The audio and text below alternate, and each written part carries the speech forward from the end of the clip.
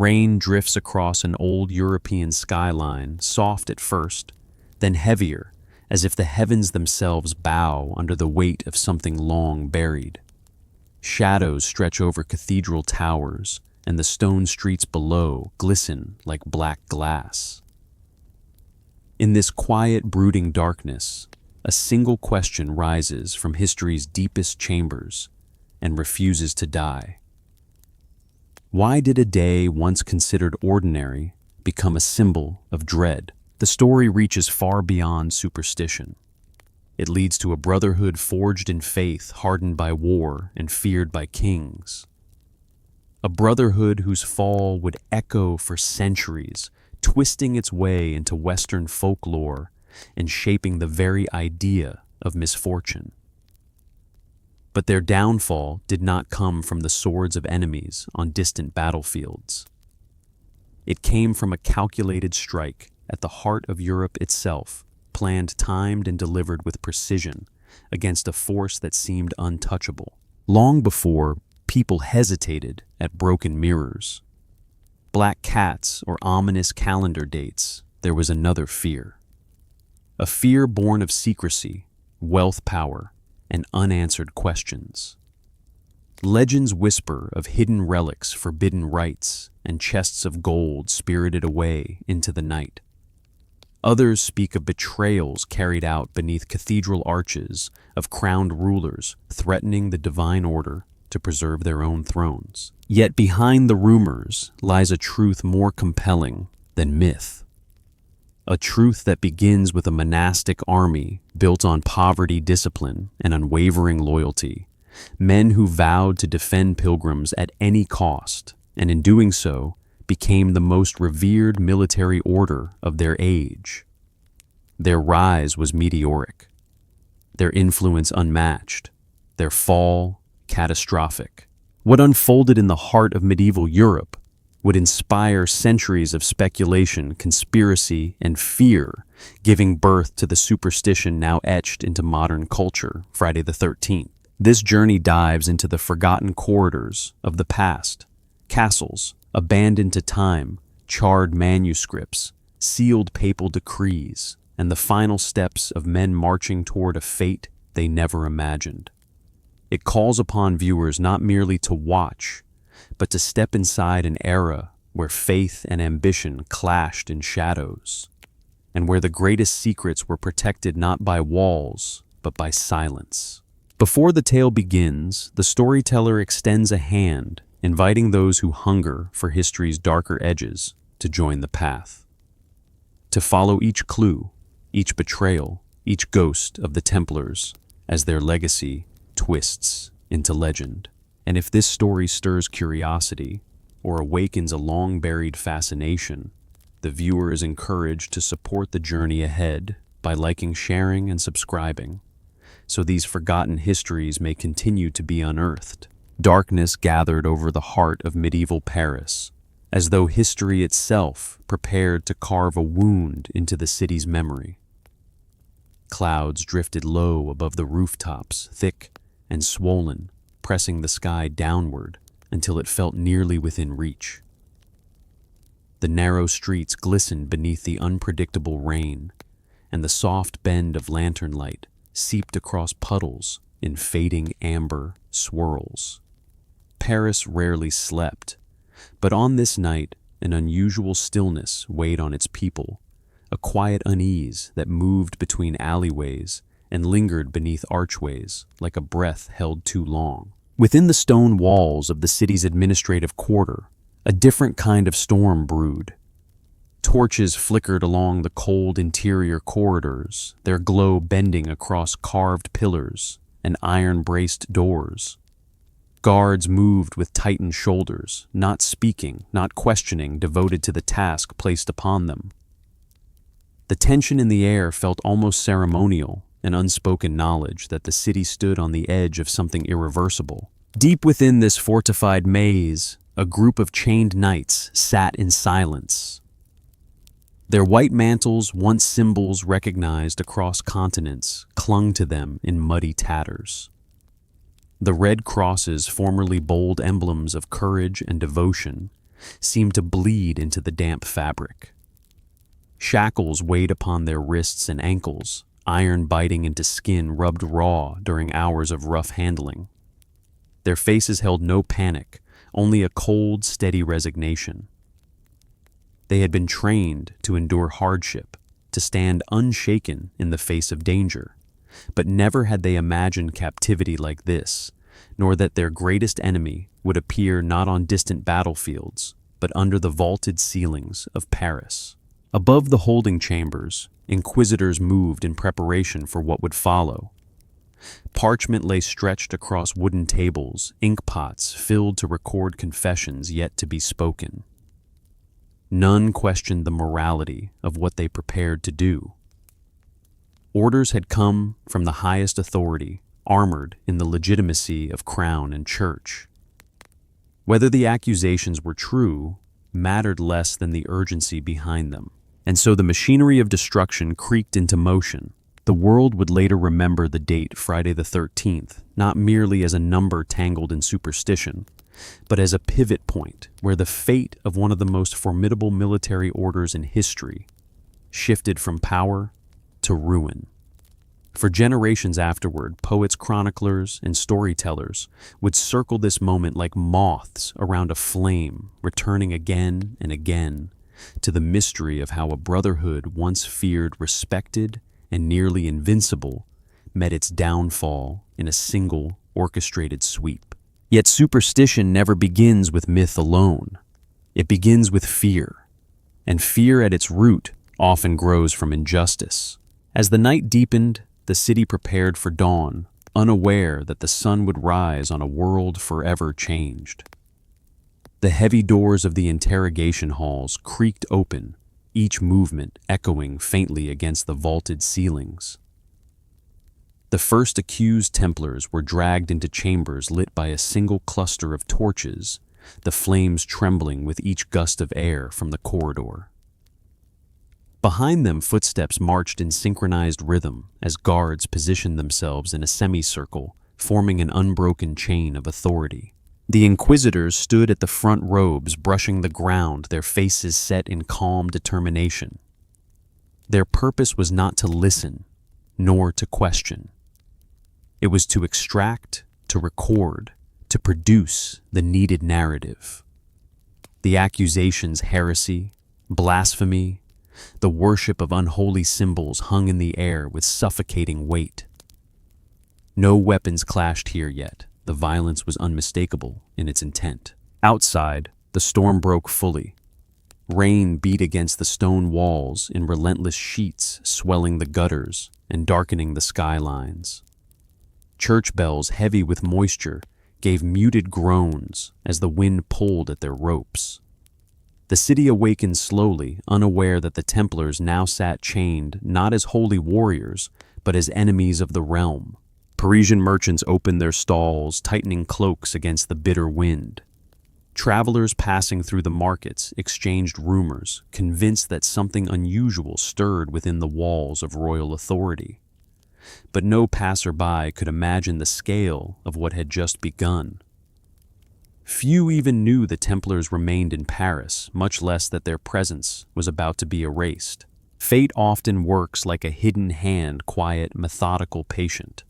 And here, fate aligned with ambition in a way that left no room for mercy. Inside the interrogation chambers, the first Templar fell under the strain of questions designed not to reveal truth, but to shape it. The inquisitors recorded each fragmented response with deliberate strokes, filling pages with claims that would ripple across Europe. Accusations spread like wildfire: disloyalty, secret rites, unholy allegiances. The irony was thick. These knights had spent their lives serving the faith, yet now the very institution they served demanded their demise. The air grew colder as the hours stretched on. Torches sputtered, casting erratic shadows against the stone walls, warping the figures within them. To the guards, the Templars no longer appeared as disciplined warriors, but as ghosts of something the kingdom wished to forget. Their presence now threatened the delicate balance of power. And in the eyes of those who orchestrated this purge, their destruction was not only necessary, it was inevitable. Far above the prison chambers, the city's grand cathedral loomed with solemn indifference. Its towering spires rose through the darkness like unwavering sentinels. Yet even the sanctity of such holy architecture could not mask the moral ambiguity spreading beneath it.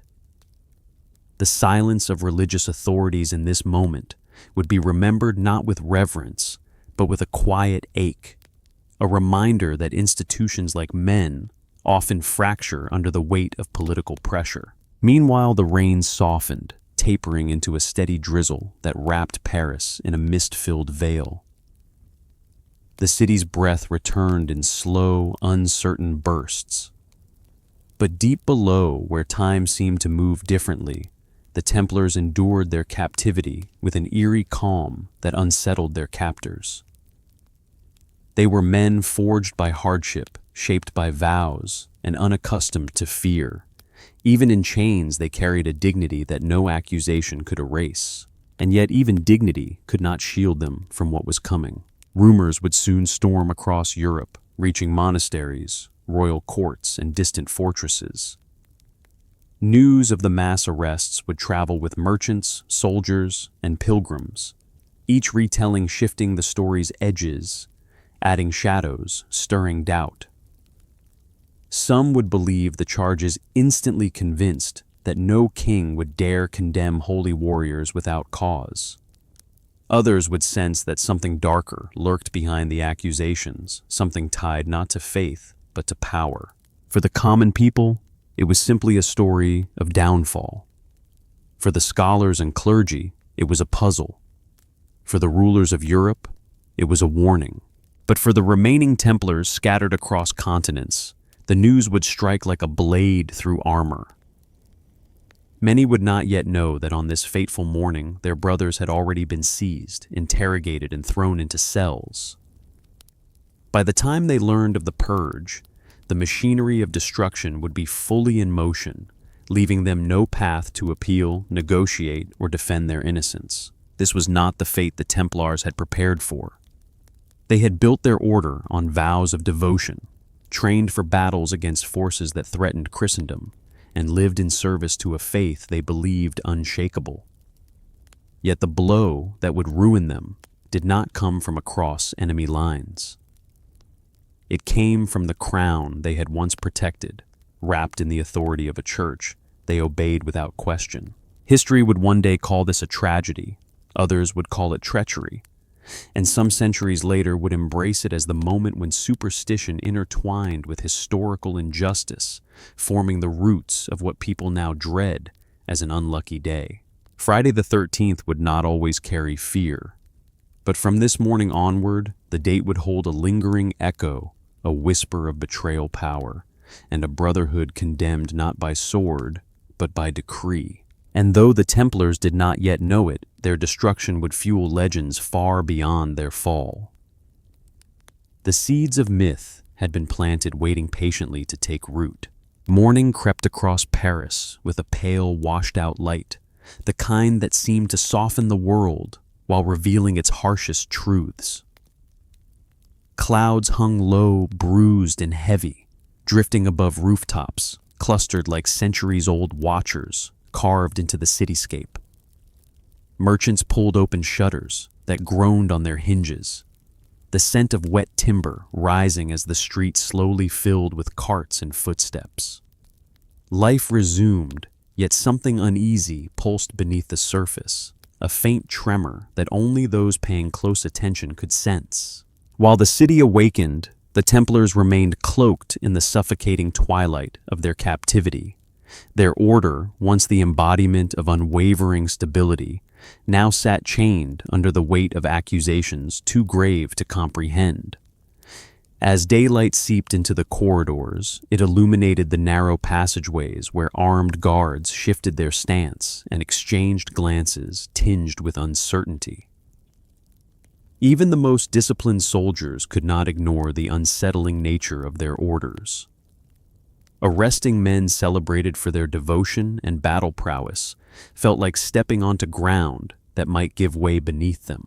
In the main hall of the royal complex, parchment delivered through the night now lay in neat stacks, each bearing the seal of a king determined to reshape the political landscape of Europe.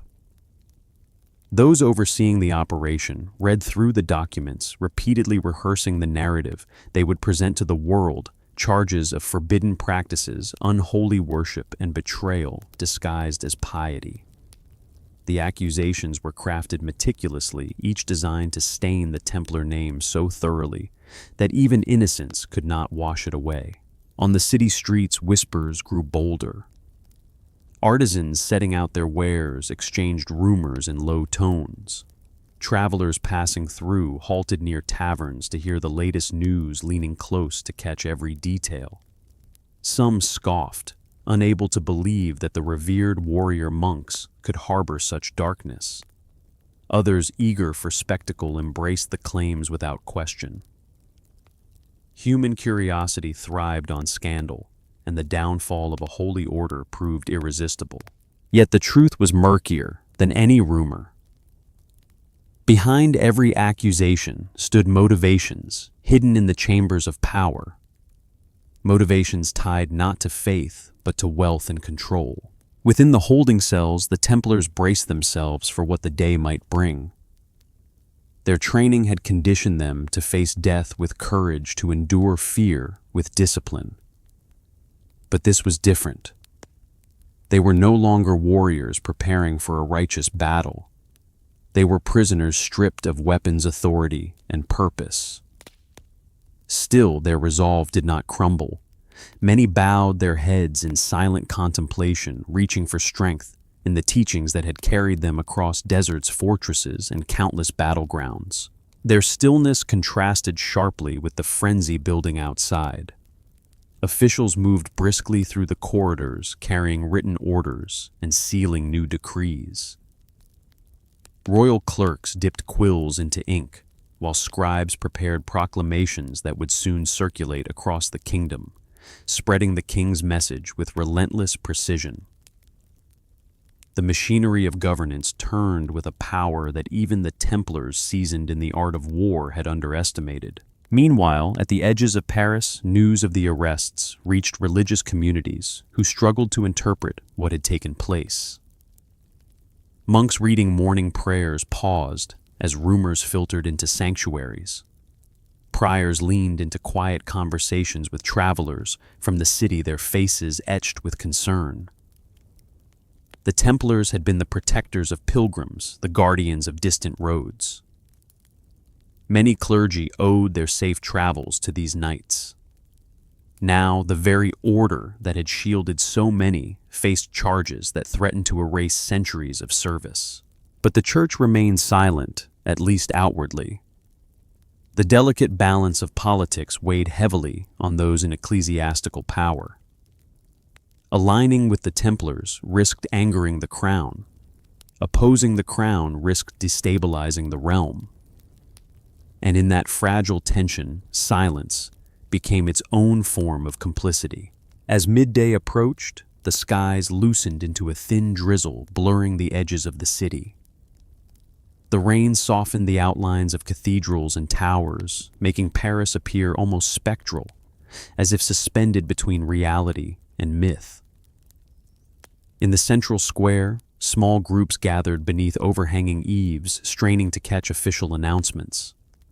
Royal messengers unfurled scrolls and began to read the accusations aloud. The words sounded heavy and deliberate, crafted to leave no doubt. They painted a portrait of corruption so profound that the crowd recoiled. Some listeners shook their heads, unwilling to believe.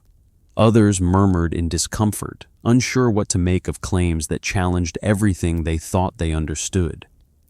But a portion of the crowd, perhaps the most dangerous, accepted every word with eager certainty, ready to condemn without question. Fear, after all, spreads quickly when the mind is desperate for answers. Back in the prison chambers, the Templars felt the shift in atmosphere. Footsteps echoed more frequently. Guards appeared with new instructions, forming tighter ranks around the cells. There was no yelling, no overt cruelty, only a rigid efficiency that left no room for humanity. The Order's fate had been sealed long before dawn.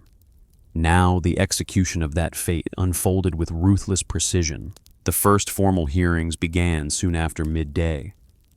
The accused were led into larger rooms adorned with religious symbols, a stark reminder of the faith they had once served with unwavering loyalty. Chairs arranged for inquisitors faced wooden benches where the Templars sat in chains. Candles flickered along the walls, their flames bending subtly as each door opened and closed.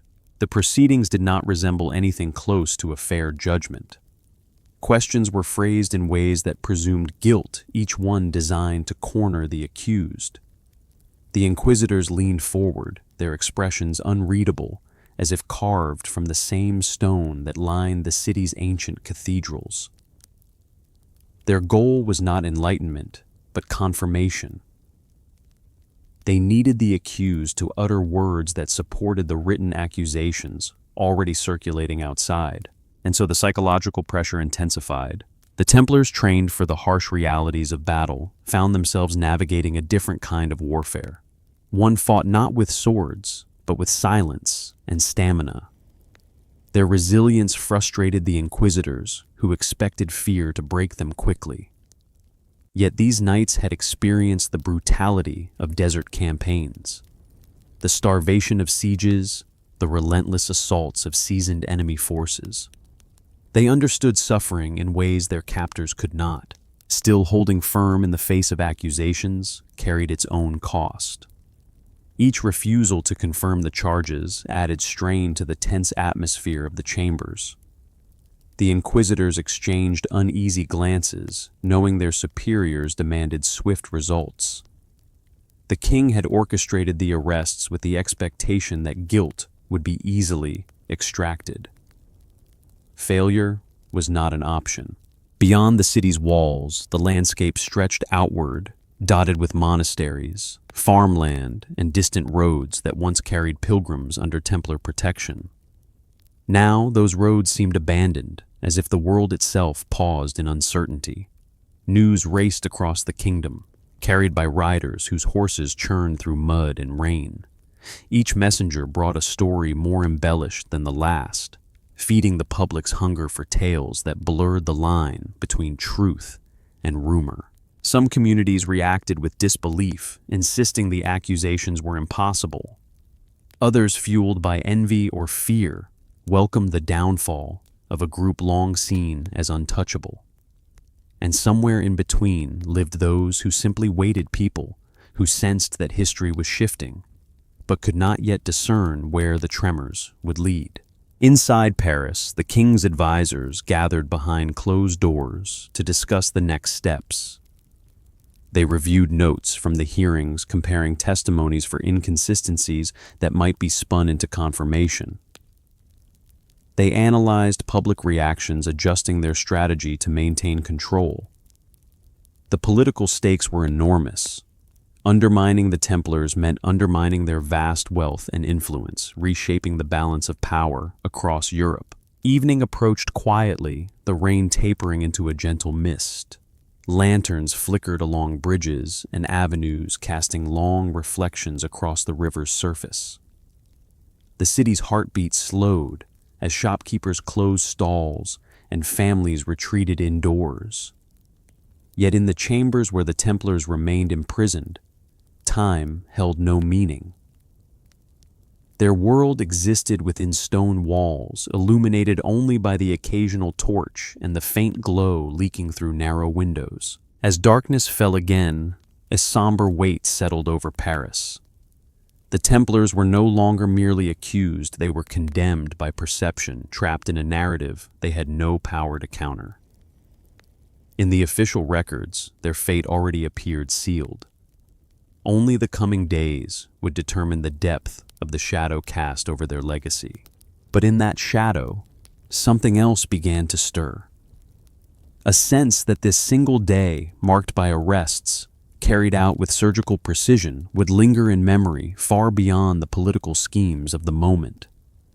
The date itself seemed to absorb the tension that filled the city's air, binding tragedy, betrayal, and superstition into a single thread. Friday the 13th would eventually drift into folklore, woven into a tapestry of fear and uncertainty. Yet its roots were here in this day of rain-soaked streets, chained knights, and a kingdom determined to erase a brotherhood that had once stood at the forefront of Christendom. The tragedy unfolding in these stone chambers would ripple outward, shaping how future generations interpreted misfortune and fate. And though the Templars endured the night in silence, their legacy grew louder with every moment of injustice pressed upon them. What began as a calculated political maneuver had unknowingly birthed a superstition that would outlive every person involved. The deserts of the Levant stretched endlessly, a sea of golden dust and scorching sun that turned every step into a trial of endurance. Pilgrims huddled along narrow paths, carrying their burdens of faith prayer. Beads clutched tight in calloused hands, each journey fraught with peril. Bandits lurked in the dunes, and the harshness of the land itself seemed to conspire against those who sought the sacred city of Jerusalem. It was within this landscape of uncertainty that a new force quietly took shape, a brotherhood that would come to redefine the idea of a warrior devoted to God. In 1119, a small group of men, 9 in number, convened within the ruins of what had once been the Temple of Solomon. They were not kings nor seasoned generals. They were knights of modest origin, their faces marked by determination rather than wealth. Their leader, Hugues de Payens, stood apart not for grand gestures or noble lineage, but for an unwavering resolve. With him, the other 8 pledged a life that would blur the lines between monk and soldier.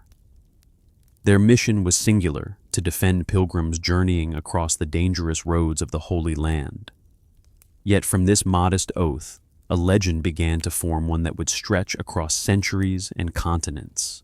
They took vows of poverty, chastity, and obedience, immersing themselves in a discipline few could endure. Their training was relentless. Dawn found them in the courtyard, leather and chainmail shifting in the early light, swords, raised shields gleaming. Hours passed in drills designed to condition both body and mind. They rode horses through blistering heat, their mounts matching the rigor of their riders. Discipline was their foundation, fear their constant companion and teacher.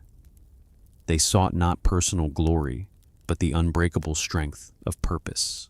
The Templars were as much a spiritual order as a military one. Each day began with prayer, reflection, and ritual. They dined together, sparingly, eating the simplest of meals, never seeking comfort or indulgence. Their quarters were austere, bare stone walls, their only companions. No color, no ornamentation, no luxury interrupted their regimen. In the quiet moments, they meditated on the duality of their existence. Men of faith, yes, but warriors capable of exacting devastating force upon those who threatened the innocent. Word of their presence spread swiftly among the pilgrims. A small, ragged group of travelers suddenly found themselves under the protection of knights whose very appearance exuded authority. The white mantles with the red cross became symbols recognized across the region. For the first time in decades, pilgrims could traverse perilous roads with a sense of cautious optimism. The Templars were shield and sword combined, silent, patient, unwavering. Yet their rise was not without suspicion. Locals and seasoned warriors alike noticed the contrast between austerity and power. How could a brotherhood so devoted to poverty amass influence so quickly? How could 9 men or a few dozen instill confidence across the region while facing constant danger? The whispers began even in these early days. Questions about the order's intentions traveled as swiftly as travelers did. Was this loyalty truly untainted, or did ambition hide behind the veil of piety? The Templars answered only with action. Bandits who once ruled the roads with impunity found themselves repelled with calculated precision. Ambushes turned into traps, and small skirmishes became demonstrations of disciplined martial skill. Every victory, every escort successfully completed strengthened the perception that these men were more than ordinary knights. They were instruments of divine will in a land perpetually at the mercy of human greed and the unforgiving desert. By the mid-1120s, the Brotherhood had grown beyond its original 9. Knights of various origins, French, Norman, and even distant lands of northern Europe joined the order. Each brought skill and perspective, yet all conformed to the same austere code. Recruitment was selective. Loyalty was absolute. Their numbers remained small compared to the armies of kings, but their efficiency and unity created an influence far beyond what raw numbers could convey. With expansion came infrastructure. The Templars began constructing fortified commanderies, safe houses, and small fortresses along the most treacherous pilgrimage routes. Each installation served multiple purposes: refuge for the faithful, deterrent against attackers, and a place where knights could gather, train, and prepare for operations in the field. Stone walls, watchtowers, and strategically placed garrisons ensured that no bandit or raiding party could threaten travelers without facing immediate retaliation. Despite the outward simplicity, the Templars were not naive. They observed politics closely, understanding that alliances' fealty and influence were as crucial as martial prowess. Their interactions with local rulers were calculated, often leveraging their spiritual legitimacy to secure resources, supplies, and strategic positioning. It was a delicate balance: too aggressive, and they would provoke suspicion; too passive, and they would fail in their protective mission. Mastery of perception became as essential as mastery of the sword. By now, rumors of the Templars' success had reached Europe. Kings, nobles, and church officials watched with growing curiosity and growing unease. Tales of disciplined warriors, selfless dedication, and tactical brilliance painted a picture of an order that could not easily be controlled. Simultaneously, these stories carried whispers of wealth and influence, gathering silently behind their austere cloaks, a paradox that would later prove both dangerous and defining. The Templars themselves remained focused. Individual glory was irrelevant. The order's strength lay in unity. Ritual and ceremony continued to reinforce this cohesion. Each knight swore anew to serve the church and protect the weak. Each knew that their path demanded sacrifice greater than most men could imagine. Death in battle was acceptable. Moral compromise was intolerable. And yet beneath the devotion, a subtle tension persisted. Power, even if earned through faith and discipline, attracts envy. The Templars' growing reputation planted the seeds of admiration, fear, and eventual resentment. It was a natural consequence of influence in a world defined by shifting allegiances, debt, and ambition.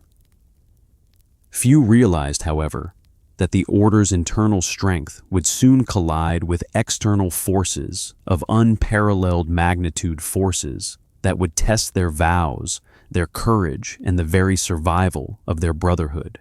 The rise of the Knights Templar had only just begun. The foundation had been laid: discipline, unity, skill, and faith. But the wider world was unaware that these same qualities, which had protected pilgrims and established moral authority, would one day mark them as targets. Theirs was a story poised between heroism and tragedy, one that would ultimately entwine with superstition, power, and betrayal in ways no one alive at the time could predict. Across the deserts, castles, and cities of Europe, the Templars' legend spread. Their white mantles became a symbol recognized far beyond the Holy Land. Men whispered their name with reverence. Rulers measured them with calculation. And in the distance, the wheels of history began to turn toward a future that would transform their triumphs into trials, their victories into vulnerabilities, and their existence into myth. The small group of men who began as 9 monks now stood at the precipice of destiny. Their journey from humble protectors to a force feared across continents was complete, but the story of their rise would soon collide with a world unprepared for their influence. Political intrigue, envy, and the subtle machinations of kings and popes would set the stage for an event that would change history forever. The age of the Templars had begun, and with it a legacy of faith, war, and power that would echo through time, shaping the very foundations of Europe and beyond. The Mediterranean sun struck mercilessly on the rocky roads that wound through the Levant. Dust rose in clouds around the hooves of horses carrying knights on urgent missions to protect pilgrims. The Templars, once a mere handful of devoted men, now numbered in the hundreds. Their presence along trade routes, mountain passes, and desert pathways had become both a symbol of safety and a deterrent to lawlessness. Travelers whispered their gratitude, rulers marked their influence, and enemies learned to respect the vigilance of these armored men who seemed to appear wherever danger lurked. Yet their rise was not solely the result of battle prowess. The Templars understood the value of organization and intelligence. Scouts moved ahead of caravans, surveying routes for ambushes. Messengers carried coded communications between distant fortresses. Every action was deliberate, calculated, and executed with precision.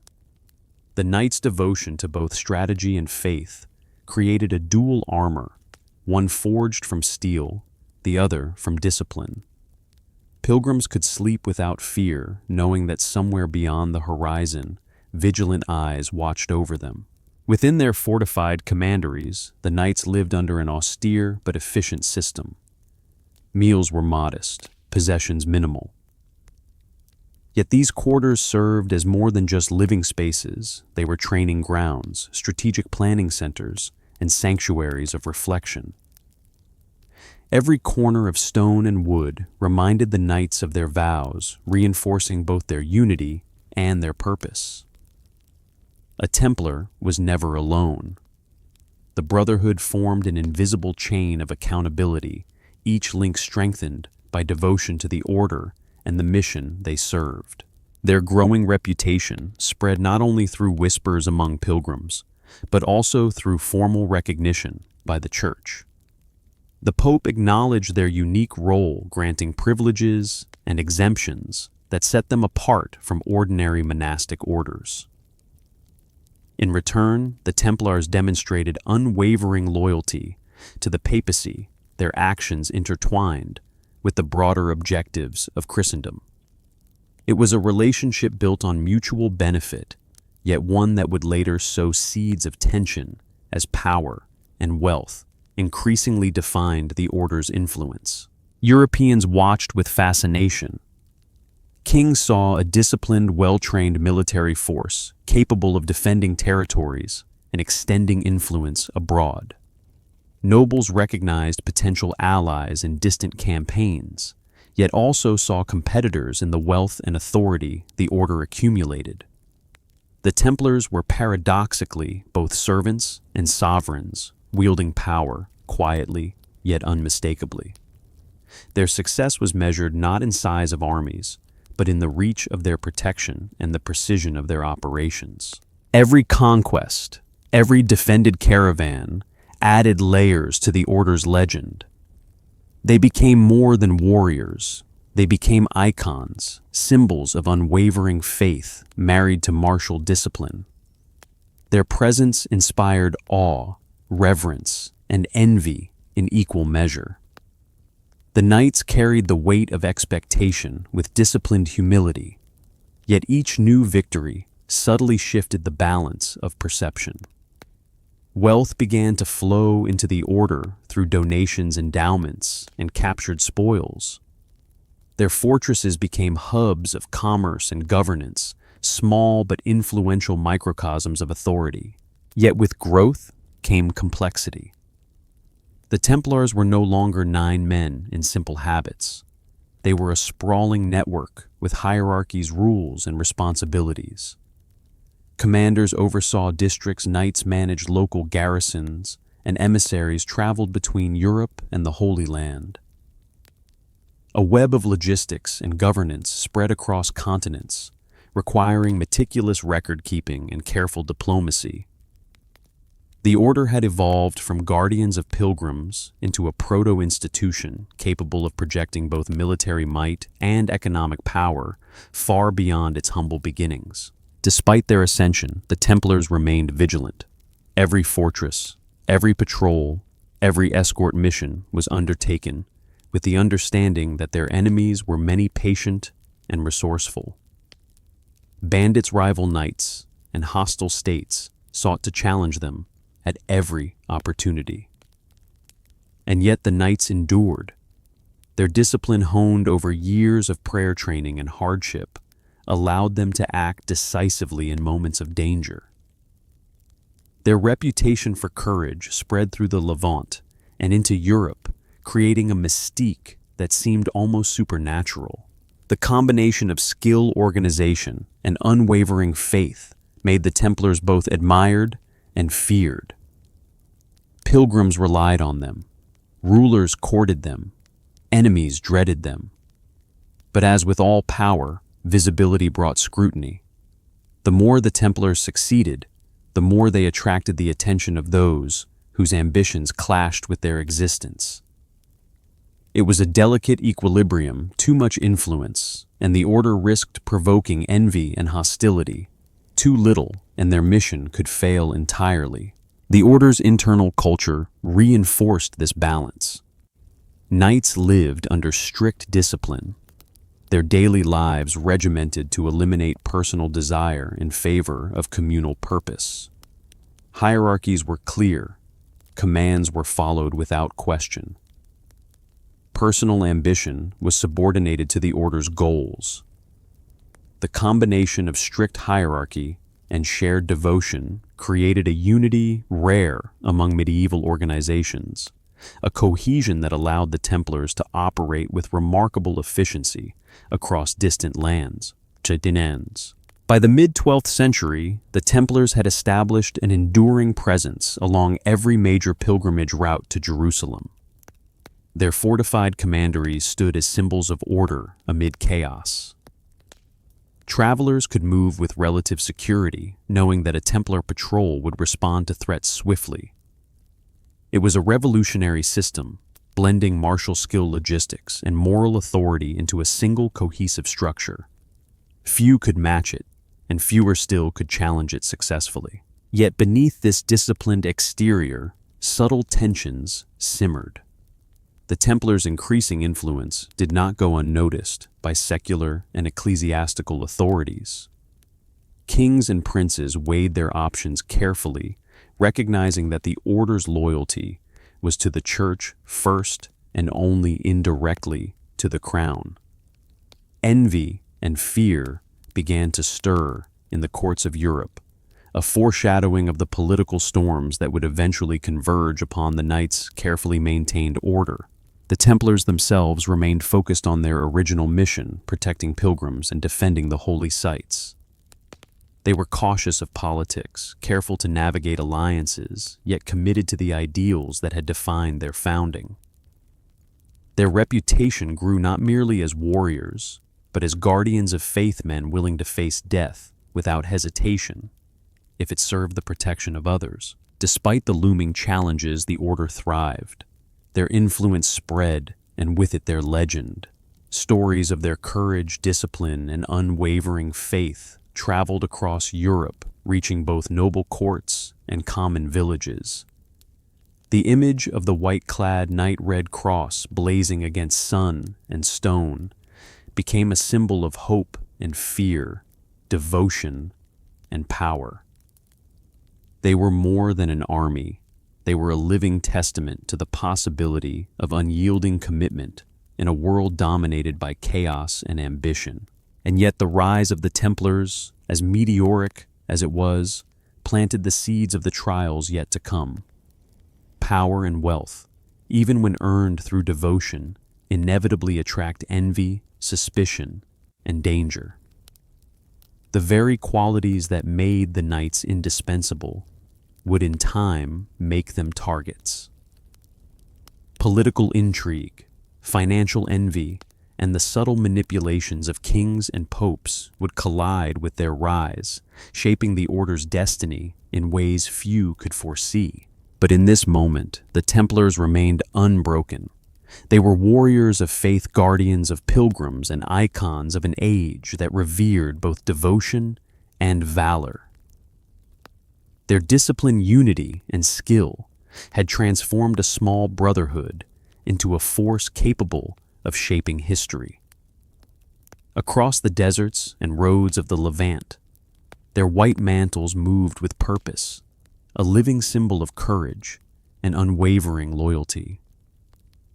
And from these beginnings, the stage was set for a legend that would endure long after their fall, shaping the myths, superstitions, and history of generations to come. The sun rose slowly over the hills of Europe, spilling golden light across forests, rivers, and towns that seemed untouched by the passage of time. Yet beneath this tranquil veneer, a new force stirred, one not defined solely by swords or prayer, but by wealth, influence, and the subtle power of money. The Knights Templar, once humble guardians of pilgrims, were evolving into something far more formidable, the architects of Europe's first proto-banking empire. Their rise had been gradual, almost imperceptible, yet unstoppable. As pilgrims journeyed safely across perilous roads, nobles and kings recognized the value of Templar protection. Donations flowed naturally, land grants, estates, monetary gifts, even precious artifacts. Every gift reinforced the order's dual identity, spiritual guardians and strategic power brokers. What began as support for their mission soon became a network of resources vast enough to rival the treasuries of kings. The order's leaders quickly understood the implications. Money carefully managed could amplify their influence, allowing them to fund fortresses, purchase supplies, and extend their protective reach. What other military organizations relied purely on levies and taxes from the land. The Templars disciplined and centralized, created a system that transcended the limitations of ordinary armies. Their ability to pool and safeguard wealth transformed them from guardians of faith into masters of finance. It was during these early decades that the Templars developed an innovative system of deposits and credit, essentially an early form of banking. Pilgrims traveling from Europe to the Holy Land could leave assets with Templar preceptors in their hometowns and draw upon them at distant commanderies. Letters of credit replaced cumbersome cash, reducing the risks of robbery and theft on long journeys. This simple innovation offered safety to travelers and expanded the order's influence over trade routes, reinforcing their indispensability across continents. Templar fortresses became not just military outposts, but hubs of commerce and administration. Their walls enclosed granaries, stables, and storehouses filled with goods, wine-grain livestock, arms, and valuables brought by donors or acquired through trade. Commanders oversaw these holdings with the precision of accountants and the vigilance of generals. Each estate, each shipment, each donation was recorded meticulously, ensuring the order's vast network remained coherent despite its geographic spread. Their administrative acumen rivaled that of the greatest secular rulers, This growing wealth brought prestige, influence, and danger in equal measure. Kings and nobles admired the order's discipline, relying on Templars to stabilize regions and protect their interests abroad. Yet that same wealth stirred envy. The notion of a monastic military order controlling treasure land and credit without direct allegiance to any crown unnerved rulers who were accustomed to commanding all levers of power. The seeds of future conflict were quietly sown, hidden beneath the white cloaks and red crosses. The Templars' financial acumen extended beyond mere safekeeping. They managed estates, collected rents, and invested in trade ventures. Ships under Templar command sailed from ports in the Mediterranean, transporting goods between kingdoms, ensuring both profit and strategic influence.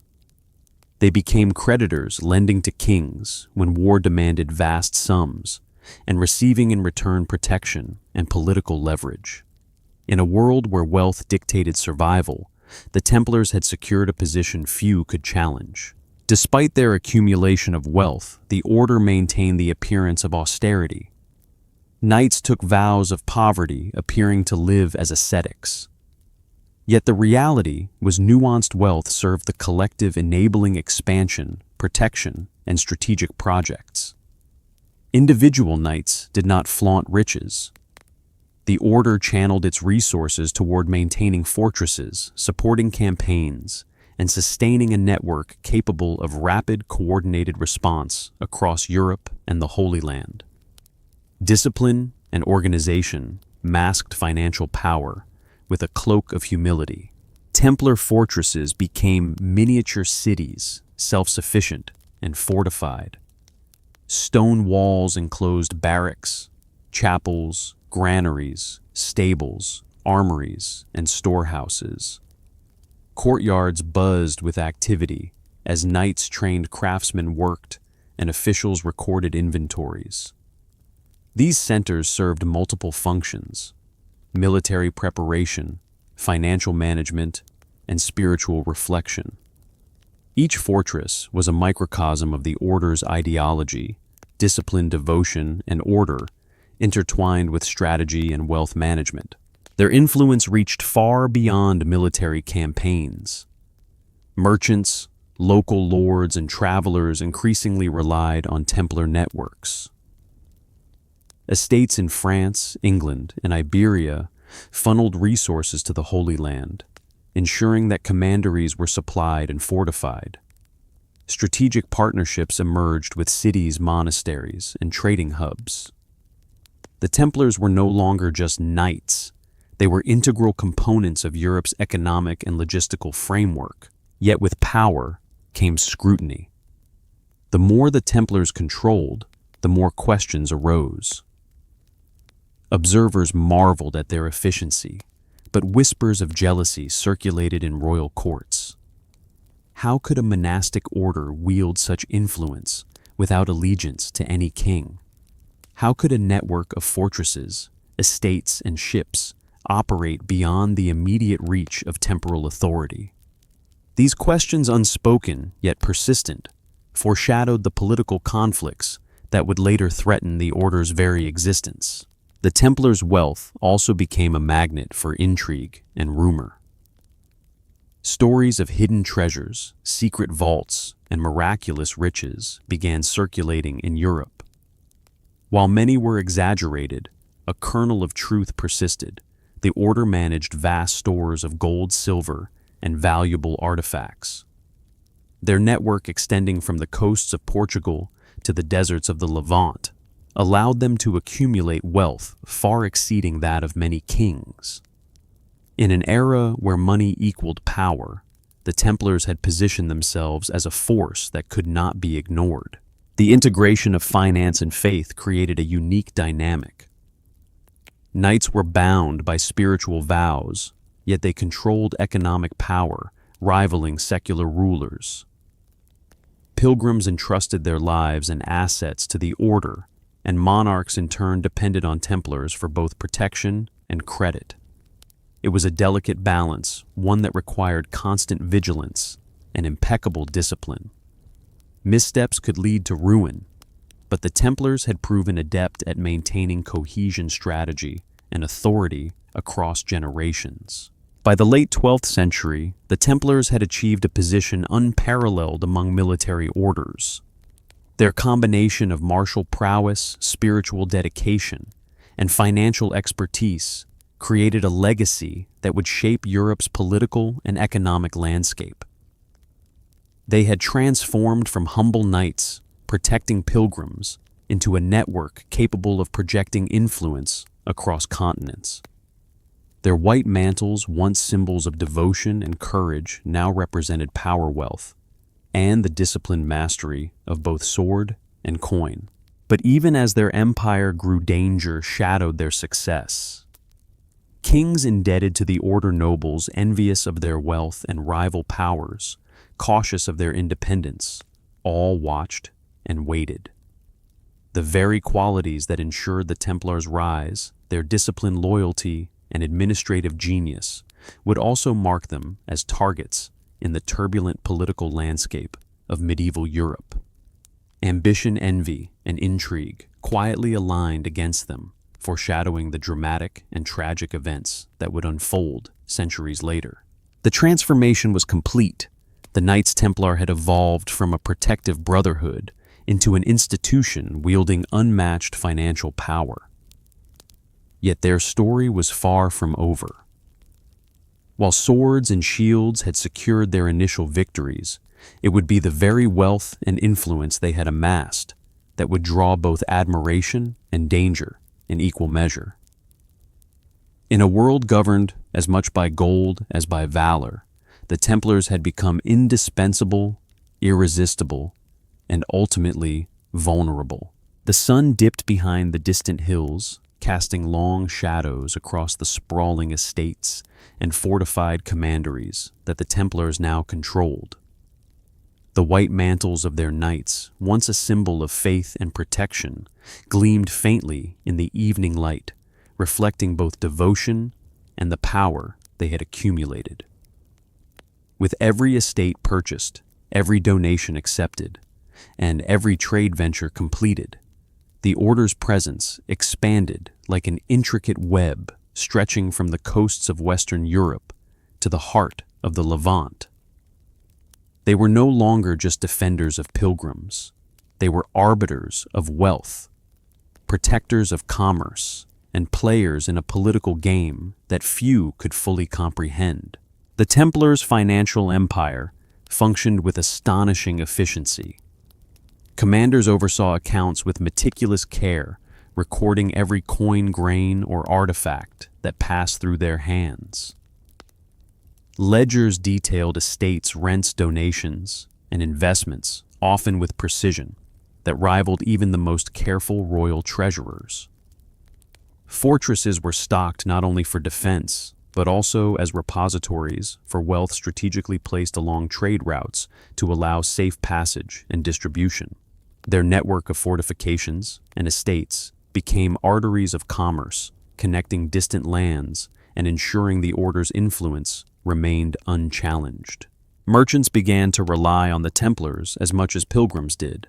Ships under Templar protection moved goods from port to port, safely navigating the Mediterranean and Atlantic coasts. Trade agreements were negotiated, debts managed, and credits extended. Noble families entrusted their riches, confident that the Order's discipline and loyalty guaranteed security. Letters of credit allowed travelers to draw funds across kingdoms, reducing the risk of theft and creating an unprecedented level of financial mobility. The Templars' innovation reshaped the very concept of wealth in medieval Europe. Yet this growing influence was not without danger. Kings and princes watched closely, both intrigued and wary of the Order's independence. While the Church sanctioned the Templars and praised their devotion, secular rulers understood that this wealth amassed without direct allegiance to any crown represented both opportunity and threat. The Order could provide loans, grant protection, and influence local economies, all while remaining outside traditional channels of political control. It was a power that few rulers were accustomed to confronting, and the seeds of envy and suspicion began to take root. Inside the Templar fortresses, the order maintained an unwavering focus on discipline and cohesion. Knights trained relentlessly, while stewards, scribes, and officials ensured that the financial and logistical machinery ran without flaw. Each fortress was a microcosm of order, combining martial readiness with administrative precision. Courtyards rang with the rhythm of drills, while chambers humbly preserved wealth supplies and records. This careful balance allowed the Templars to wield their influence without appearing ostentatious, a subtle mastery of perception that amplified their power. Their network extended beyond Europe into the Holy Land, where fortresses such as Acre Gaza and Jerusalem served as both defensive strongholds and operational centers for trade and finance. The Order's presence ensured that pilgrims traveled safely, that resources flowed to military campaigns, and that economic systems operated with remarkable stability. In effect, the Templars became a parallel institution, military, religious, and financial, operating across continents with unparalleled efficiency. Yet power always attracts attention, and the Templars' rising prominence began to draw scrutiny from unexpected quarters. Nobles envied their wealth, merchants feared competition, and kings contemplated how to assert control over an order that owed allegiance primarily to the church. Rumors of secret vaults, hidden treasures, and financial schemes spread across Europe, fueled by awe and the natural human fascination with the unknown. Each story, whether accurate or exaggerated, reinforced the Templars' mystique, making them both revered and feared. The delicate balance of influence required constant vigilance. Knights could not allow ambition to overshadow duty, and leaders needed to ensure unity across an order that spanned continents. Disciplinary codes, rigorous training, and shared spiritual commitment reinforced cohesion, even as wealth and opportunity grew. The Templars understood that their power, while formidable, was also fragile. Missteps in politics, finance, or discipline could imperil everything they had built.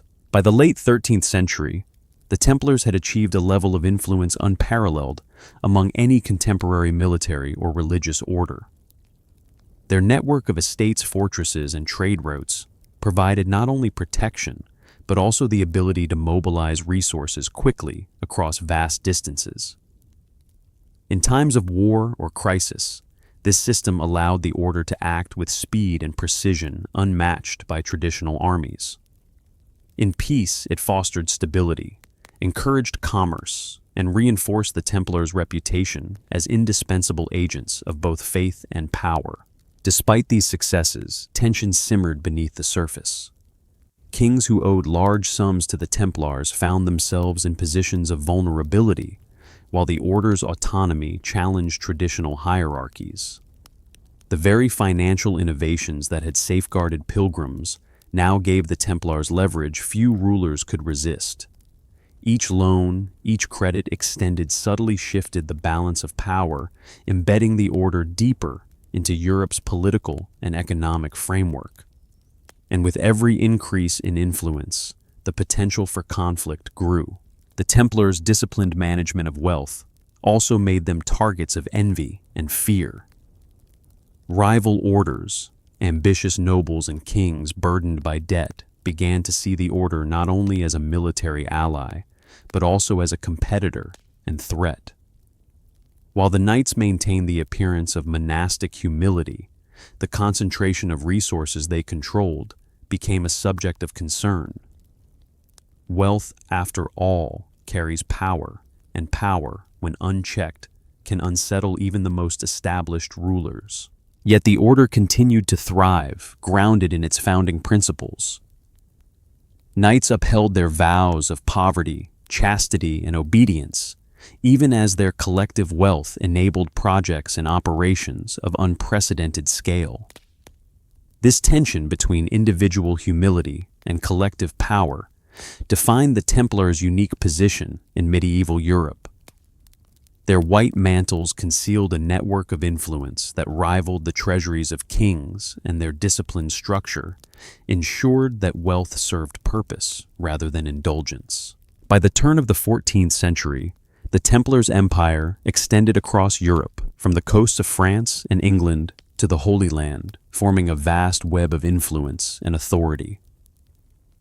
Commanderies dotted every region, acting as centers of military, religious, and financial operations. Merchants relied on them for safe passage and credit. Kings relied on them for loans and strategic support.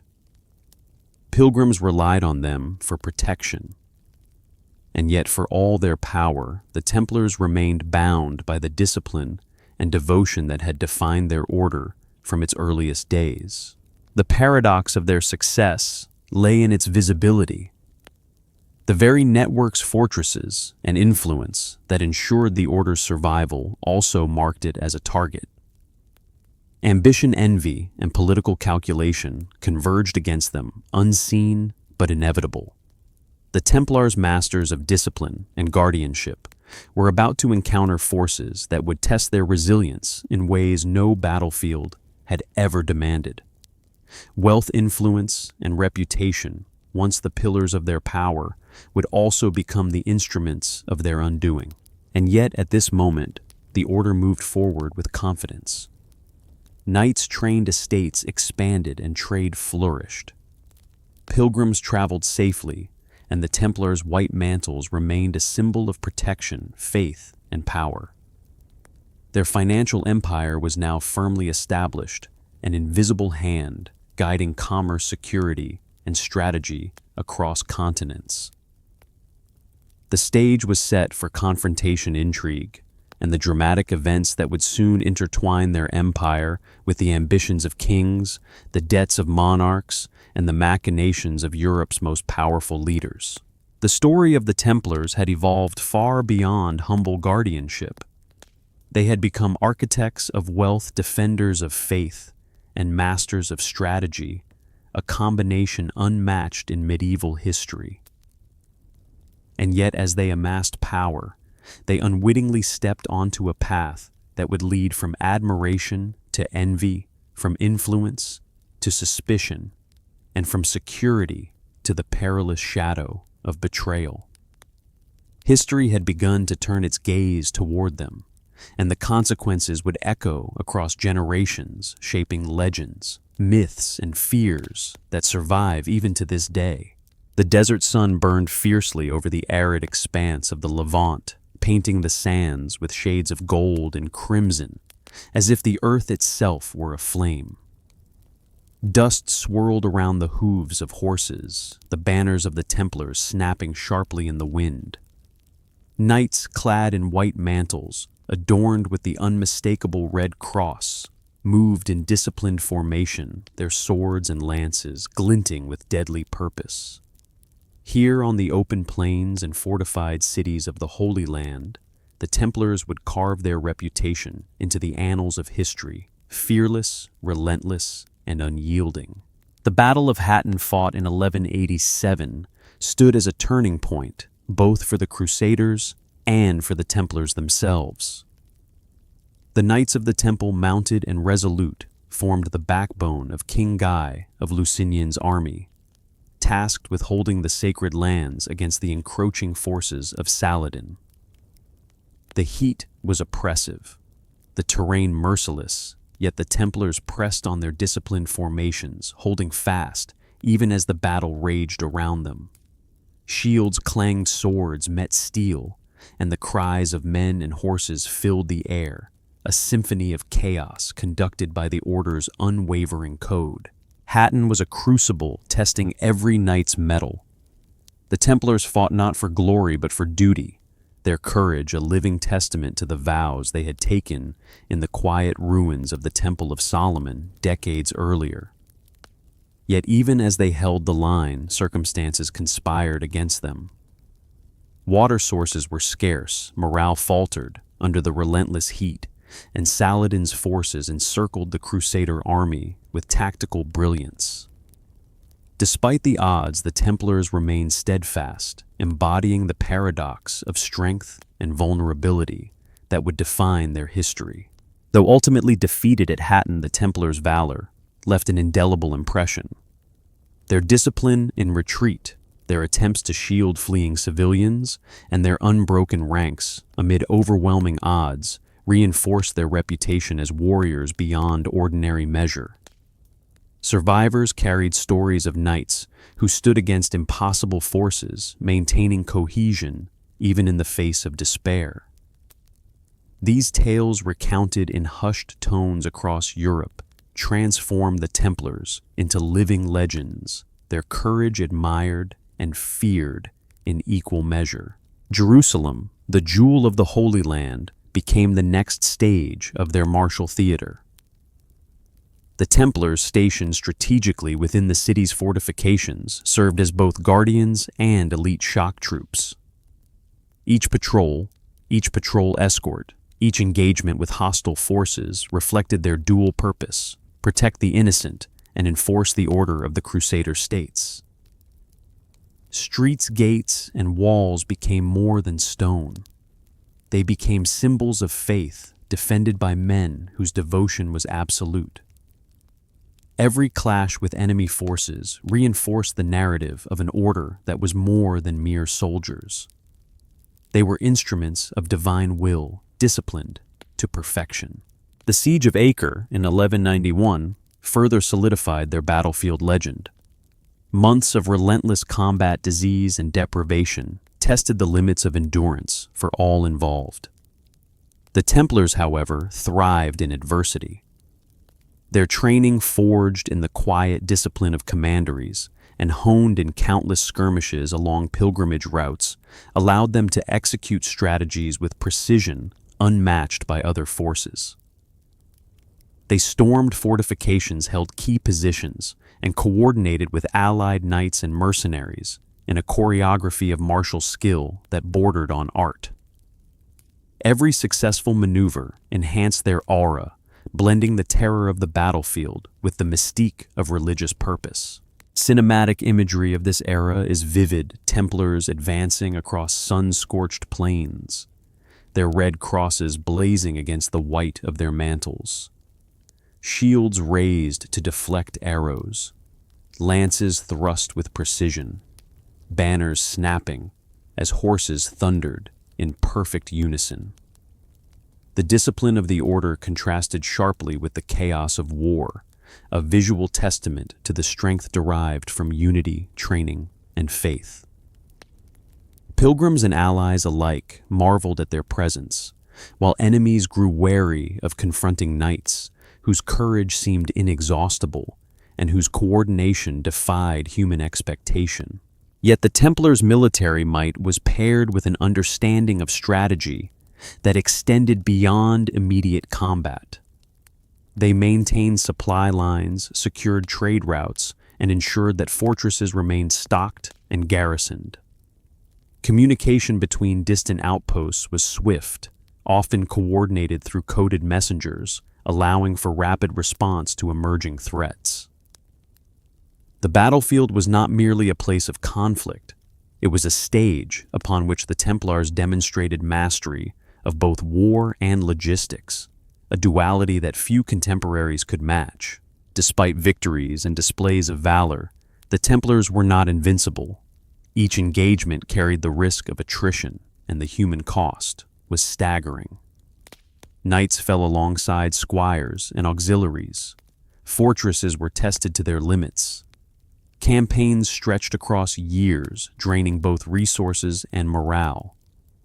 Yet in adversity, the Templars' discipline and cohesion became their most potent weapons.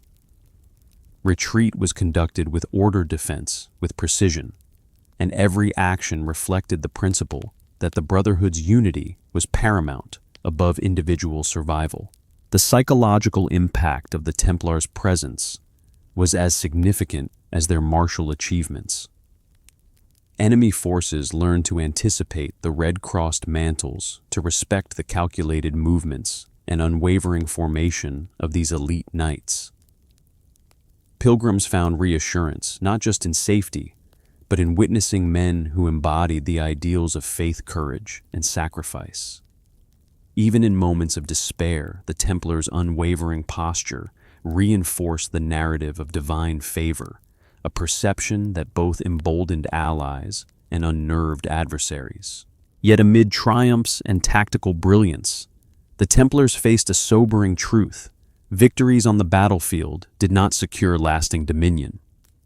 Political instability, shifting alliances, and the rise of formidable adversaries like Saladin and the Mamluks continually challenged their positions. Fortresses that once symbolized security became targets, trade routes turned perilous, and the fragile balance of power required constant vigilance. The Order's discipline, strategy, and faith were tested repeatedly, shaping their legacy not only as warriors, but as adaptable, intelligent custodians of power. The Templars' actions during these campaigns also amplified their mystique across Europe. Tales of their courage, often romanticized, circulated rapidly. Chroniclers described knights who could withstand arrow volleys without faltering, hold key fortifications against overwhelming odds, and maintain cohesion when all seemed lost. The Red Cross of the Templar became more than a symbol. It became an icon of martial and spiritual excellence, a standard that inspired devotion and envy alike. Even in moments of retreat or loss, the Templars maintained a moral code that set them apart. Civilians, pilgrims, and allied forces were protected whenever possible, a stark contrast to the often brutal reality of medieval warfare.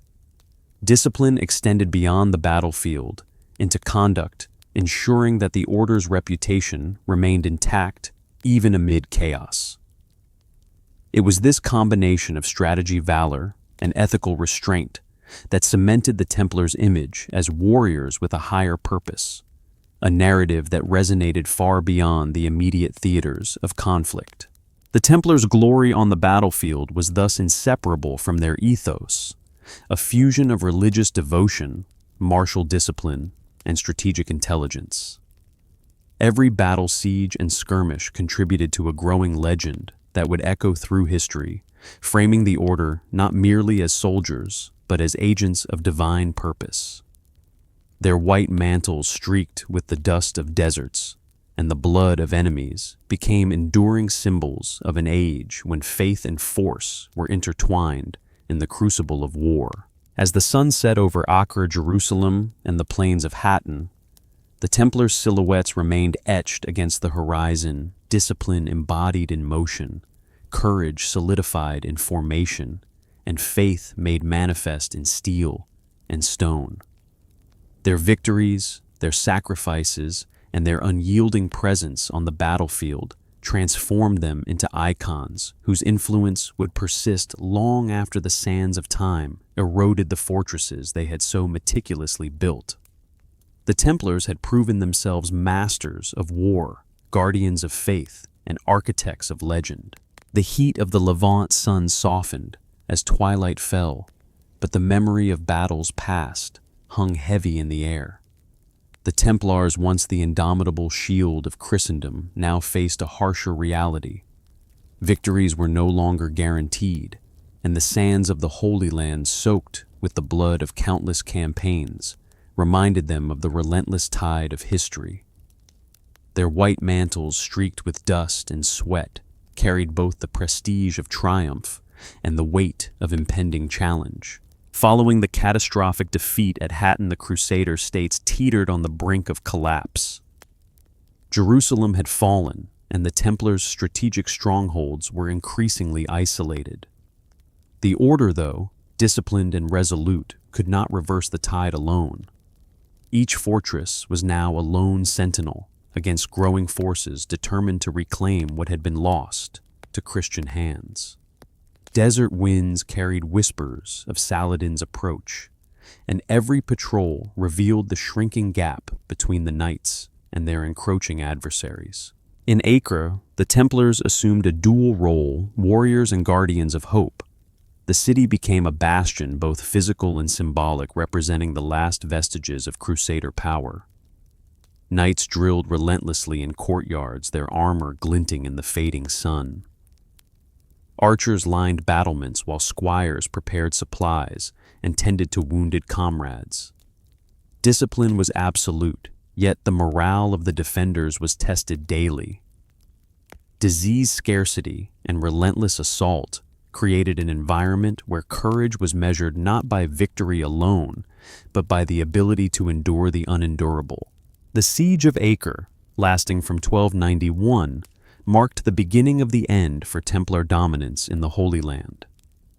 The Mamluks, resolute and organized, encircled the city with tactical precision, cutting supply lines and exhausting the defenders. Knights who had once moved with unstoppable coordination found themselves stretched thin, their numbers dwindling under relentless attack. Even the most disciplined formations could not fully compensate for the loss of reinforcements and resources from Europe. Here, the battlefield shifted from open plains to the claustrophobic streets and walls of the city, testing both strategic acumen and resilience. The Templars' valor remained undiminished. Courtyards became staging grounds for counterattacks. Towers housed archers and crossbowmen, ready to repel every assault.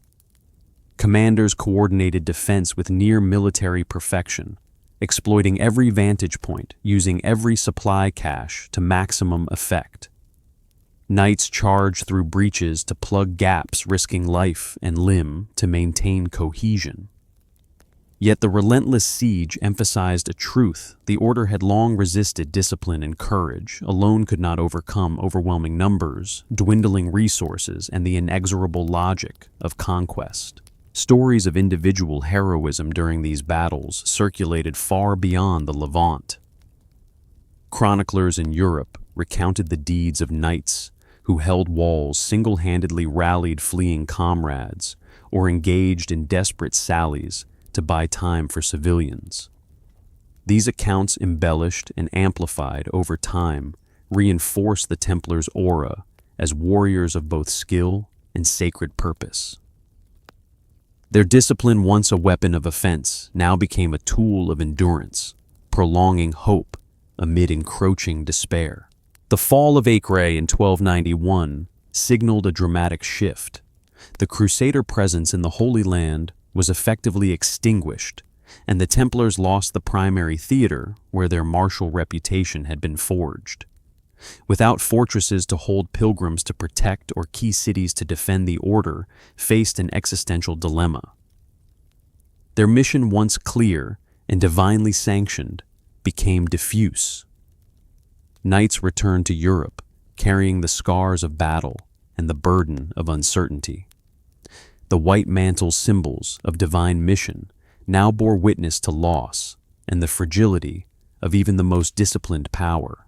Back in Europe, the perception of the Templars remained strong, but the reality of their situation in the Levant shifted internal dynamics. Commanders debated priorities, whether to continue campaigns in the East or consolidate resources closer to home. The Order's infrastructure, designed to project power across continents, now had to adapt to a changed strategic landscape. The blend of military might and financial acumen that had ensured success in the past now became a tool for survival, safeguarding not only wealth, but also the legacy of an order whose battlefield glory was fading. Political currents began to swirl. Kings and nobles, aware of the Templars' diminishing military necessity, grew increasingly interested in the Order's wealth and autonomy. The very success that had elevated the Templars also made them a target for envy and exploitation. Whereas, once they had been indispensable guardians, now their treasures, estates, and banking operations were scrutinized with a mix of admiration and opportunistic calculation. The balance between reverence and suspicion tilted subtly but irrevocably. The knights themselves faced the psychological toll of this transition. Men who had trained their entire lives for battle now confronted a new reality: prestige could not shield them from the consequences of geopolitical shifts. Discipline remained absolute, yet morale was tempered by the loss of familiar purpose. Pilgrims and allies who had once relied on Templar protection in distant lands now returned home, leaving knights to navigate a landscape dominated by diplomacy, finance, and the encroaching ambitions of secular rulers. Despite the decline in battlefield prominence, the Templars' organizational genius persisted. Estates and commanderies continued to function as centers of wealth, influence, and strategic coordination. Knights' trained records were maintained, and trade routes operated under careful supervision. The Order's financial network had become its new lifeblood, compensating for the loss of martial theaters. Yet this shift also exposed the Order to vulnerabilities that had been irrelevant in the deserts of the Levant, but became crucial in the courts and cities of Europe. Whispers of envy and suspicion grew louder. Kings indebted to the Templars began to calculate the political advantage of curtailing the Order's autonomy. Nobles already envious of an institution that had once been purely religious and martial now viewed it as an economic competitor. The combination of wealth independence and historical prestige made the Templars both powerful and precarious, a delicate balance that would soon be tested by forces beyond the battlefield. And yet, even in decline, the Templars remained icons of devotion and discipline. Their legacy in the Holy Land was etched into fortresses' battlefields and the memories of survivors. Stories of courage, sacrifice, and tactical brilliance ensured that the Knights' reputation endured far beyond the sands where they had fought. Their white mantles, now dust-streaked and worn from years of conflict, symbolized not just triumph, but the resilience required to endure a changing world. As the sun set over Acre, Jerusalem, and the scattered ruins of Crusader fortresses, the Templars faced the sobering reality that glory is often fleeting. Victory on the battlefield could not guarantee enduring security. Honor and discipline could not fully insulate them from political intrigue or envy. Yet even in the shadows of defeat, the Order's cohesion, strategic insight, and unwavering faith preserved a legend that would transcend the loss of territory influence and military supremacy. The fading glory of the Templars marked a transition from warriors of the East to custodians of wealth, influence, and legacy in Europe. The battlefield may have shifted, but the Order's discipline and purpose endured. Their white mantles, once symbols of conquest, now stood as a testament to endurance, adaptability, and the enduring power of faith intertwined with strategy. The stage was set for the next chapter of their story, where political machinations, debts of kings, and the accumulation of wealth would collide with ambition, jealousy, and betrayal, ultimately shaping one of history's most dramatic downfalls. The streets of Paris were alive with an uneasy quiet, the kind that precedes the storm. Cobblestones glistened from recent rain, and the shadows of towering cathedrals stretched across the city like the fingers of unseen forces. Within the walls of the Louvre and the corridors of royal palaces, whispers of debt, envy, and ambition merged into a palpable tension. The Knights Templar, once distant warriors of the Holy Land, now found themselves in a far more treacherous theater, the political heart of Europe. By the late 13th century, the Order's martial role had diminished, their strongholds in the Levant lost to Mamluk forces. Yet in Europe, their wealth and influence had grown to staggering proportions. Kings, especially Philip IV of France, looked upon the Order with a mix of admiration and unease. Philip, a monarch whose ambition matched his cunning, owed substantial sums to the Templars borrowed to fund wars and bolster his court. The debts, though legitimate, became a source of latent tension, a silent ledger that could be exploited by ambition and greed. The Templars' independence was as extraordinary as it was unprecedented. Unlike noble houses that owed fealty to kings, the order answered primarily to the Pope. Their loyalty was spiritual, their discipline martial, and their economic network beyond the direct control of secular rulers. In a world where power was measured in gold land and loyalty, the Templars had become an institution few could command, and this autonomy ignited both fascination and suspicion among the European elite. Pope Clement V, a figure ensnared by political currents as much as religious obligation, played a critical role in the unfolding drama. Though his seat was in Avignon, far from Paris, the papacy was under intense pressure from Philip. The king, aware of the Templars' wealth and independent power, began to conceive strategies not merely to reclaim debts, but to neutralize the order's autonomy. The alliance of crown and clergy, subtle and coercive, would soon set the stage for one of history's most infamous acts of political betrayal. Philip's strategy was cunning. He could not openly attack the Templars without risking public backlash and the ire of the Church, yet the debts owed to him by the order provided leverage. By framing the Templars as heretics, conspirators, and threats to Christian society, he could justify actions that might otherwise have seemed unthinkable. The narrative was carefully constructed. Accusations of blasphemy, idolatry, and secretive worship would create moral and religious cover for a political and financial maneuver. The knights who had spent decades as defenders of Christendom were now cast in a new and dangerous role, the accused. The Templars themselves remained largely unaware of the full scope of the threat. Their focus continued to be on disciplined administration and the careful management of estates and fortresses. Knights drilled in courtyards, stewards recorded assets, and preceptors oversaw both spiritual practice and military readiness.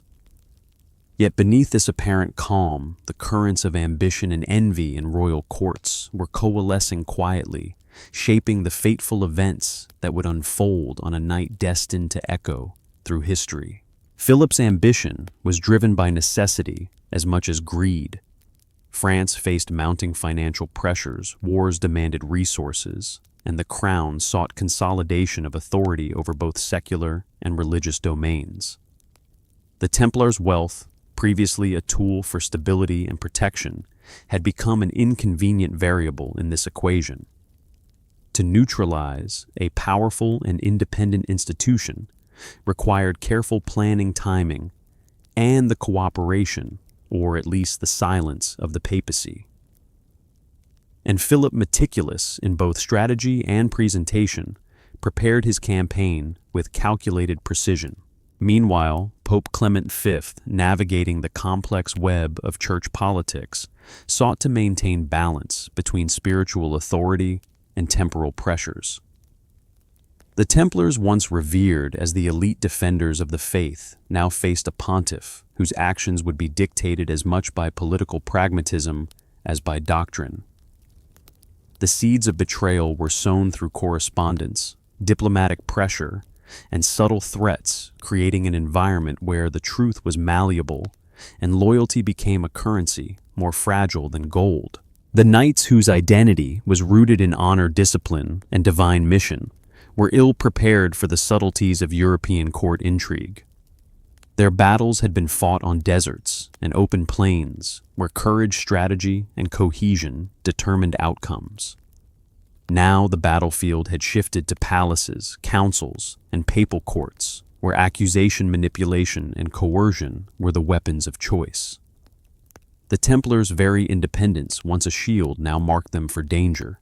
Rumors circulated, carefully amplified by allies of the crown, painting the order in a sinister light. Allegations of secret worship of the mysterious figure known as Baphomet, heretical rites, and corruption were spread with meticulous precision. Chroniclers, coerced or persuaded, recorded versions of events that blurred fact and fiction. For the general public, the Templars' image shifted from noble protectors to enigmatic conspirators, their mystique twisted into fear and suspicion. The perception of threat now rivaled any battlefield danger they had faced in the Levant. Behind closed doors, preparations for a dramatic strike were underway. Troops loyal to the crown were readied, and lists of knights to be apprehended, compiled with chilling efficiency.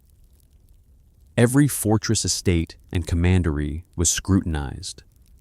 Every preceptor considered a potential obstacle. Philip's plan was not hasty. It was deliberate, executed with patience and secrecy. The knights, disciplined in combat, but trusting in their faith and reputation, were largely unaware that the storm was approaching. The convergence of debt envy and political calculation created a perfect moment for betrayal. Philip's financial motivation, the Templars' independence, and the Church's compliance formed an alliance of circumstance that few could resist or even predict. The Order's vast wealth, once a symbol of their indispensability, had become the lever by which kings could reassert authority and the instrument through which centuries of discipline and faith could be challenged in an instant. And yet the Templars' history of adaptability and resilience had not vanished. Knights remained vigilant, estates operational, and the Order's internal cohesion intact. Discipline continued to govern daily life, from the training of squires to the oversight of financial transactions. But this was a different form of conflict, one where vigilance could not entirely prevent catastrophe, and where courage alone might not suffice to avert the forces aligned against them. The tension in Paris and across Europe was palpable. The white mantles of the Templars, once symbols of divine mission and battlefield mastery, now represented wealth independence, and in the eyes of some danger. Courtyards and commanderies, forts and estates were about to become stages in a drama far removed from the deserts and plains where the Order had earned its glory. Here, political intrigue and ambition would test the knights in ways that swords never could. And as Philip and Clement moved their pieces, the Templars, disciplined and courageous, as ever, remained on the precipice of a historic and irreversible confrontation. The corridors of power in Paris and Avignon were silent, yet charged the kind of silence that hints at schemes both grand and perilous. Candles flickered in shadowed chambers, throwing long shapes on the walls, as emissaries whispered instructions that would determine the fate of men whose lives had once been defined by faith, honor, and battlefield valor. The Templars, the order that had commanded respect across Europe and the Holy Land, were about to face a force far more insidious than any enemy they had encountered: politics, ambition, and the calculated cruelty of kings. King Philip IV, known as Philip the Fair, moved with precision. His strategy had been years in the making, shaped by debt opportunity and a desire to consolidate power. The Templars' immense wealth, spread across castles, estates, and treasuries, represented both a temptation and a threat. The king's advisors argued that their independence, unchecked, could destabilize royal authority. By accusing the Order of heresy, blasphemy, and the worship of unknown idols, Philip could frame his actions as a moral crusade rather than a purely financial or political maneuver.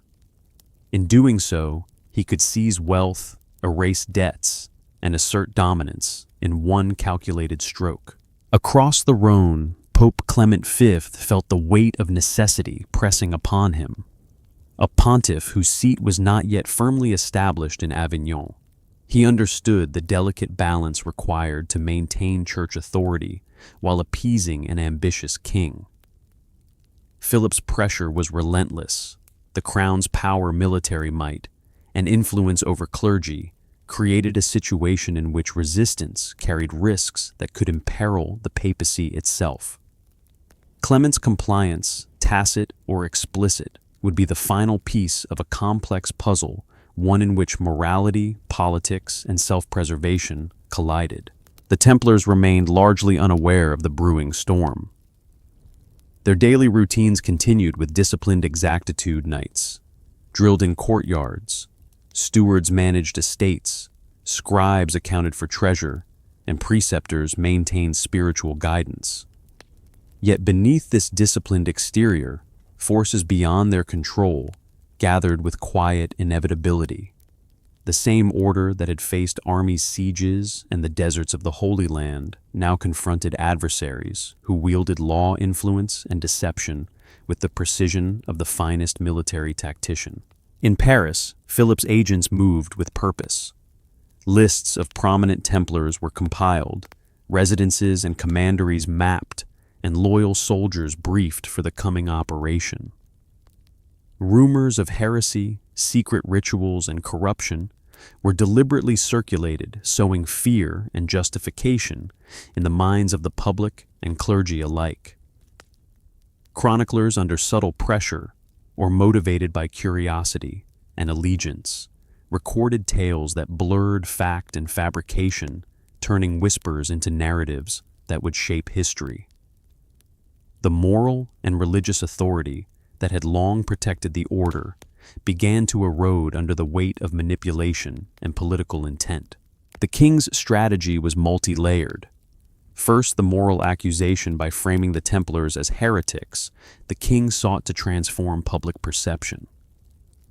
This provided a veneer of righteousness, allowing an act of financial and political seizure to appear as a defense of faith.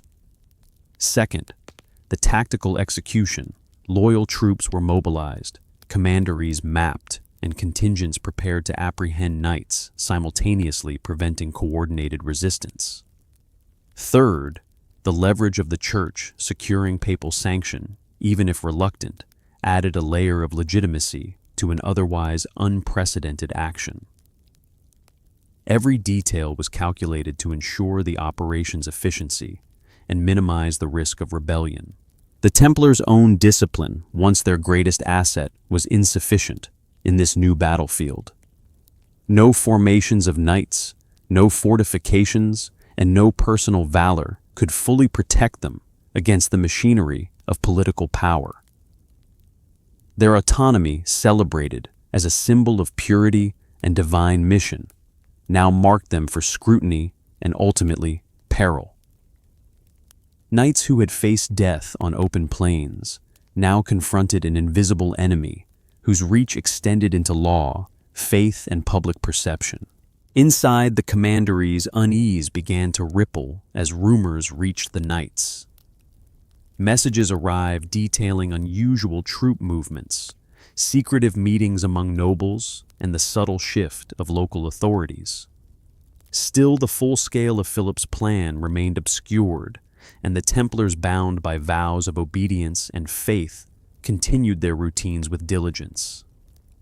They could sense tension, but lacked the information necessary to understand the magnitude of the danger closing in around them. Europe watched often unknowingly as the gears of destiny turned. Merchants, nobles, and clergy, each with their own interests, participated unwittingly in a drama that would culminate in one of the most notorious nights of the medieval era. The Templars' reputation as incorruptible warriors, guardians of pilgrims, and stewards of vast wealth created both envy and justification for action. The Order's power, once a shield and a source of pride, had now become the rationale for their undoing. In Avignon, Pope Clement faced the intricate challenge of mediation. His correspondence carefully worded balanced loyalty to the church, personal safety, and political pragmatism. He understood the implications of sanctioning action against the Templars' disfavor with European nobility, potential rebellion among faithful supporters of the order, and moral scrutiny that could haunt the papacy for generations. Yet the pressure from Philip, coupled with the king's ability to execute plans with ruthless efficiency, left the pontiff with little choice. Silence, delay, or acquiescence all carried risks, but acquiescence promised expedience and the appearance of righteous authority. As autumn approached in 1307, preparations for a coordinated strike intensified. Parisian guards were briefed, schedules arranged, and contingents of soldiers dispatched to key Templar residences. King's envoys met with local clergy to reinforce narratives of heresy and treachery. Public opinion was shaped carefully. Rumors spread that the Templars had betrayed Christendom, conducted forbidden rituals, and amassed wealth through illicit means. The stage was meticulously set for what would become an event etched into infamy: the simultaneous arrest of Templar knights across France on a single fateful day. Meanwhile, the knights remained loyal to their code. They trained, prayed, and managed their estates oblivious to the converging forces that would soon engulf them. Their cohesion, discipline, and faith, which had allowed them to endure countless campaigns and sieges, were now tested against the subtle but lethal strategies of human ambition and political calculation. The battlefield had changed, but the stakes were no less: mortal liberty, life, and legacy hung in the balance. The tension that had been building for months reached a climax in the quiet corridors of the royal palace. Messages from scouts and emissaries confirmed troop positions, lists of targets were finalized, and timing was calculated with military precision. Philip and his advisors, patient and calculating, were prepared to execute the operation simultaneously across multiple locations, ensuring that the Templars' ability to respond was effectively nullified.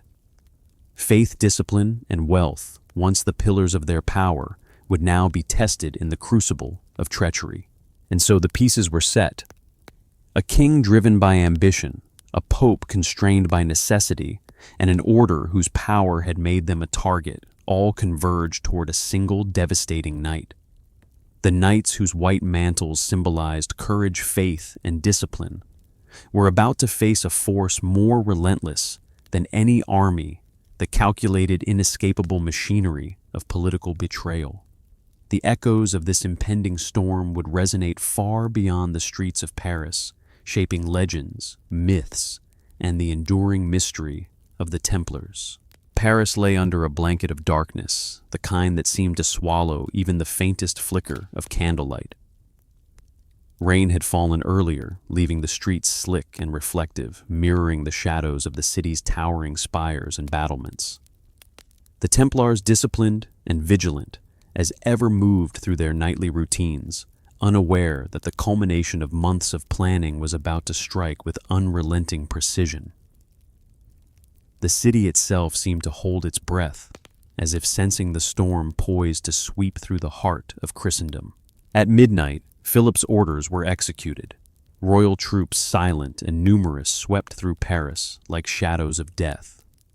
Gates were secured, patrols intercepted, and streets cleared to isolate key targets.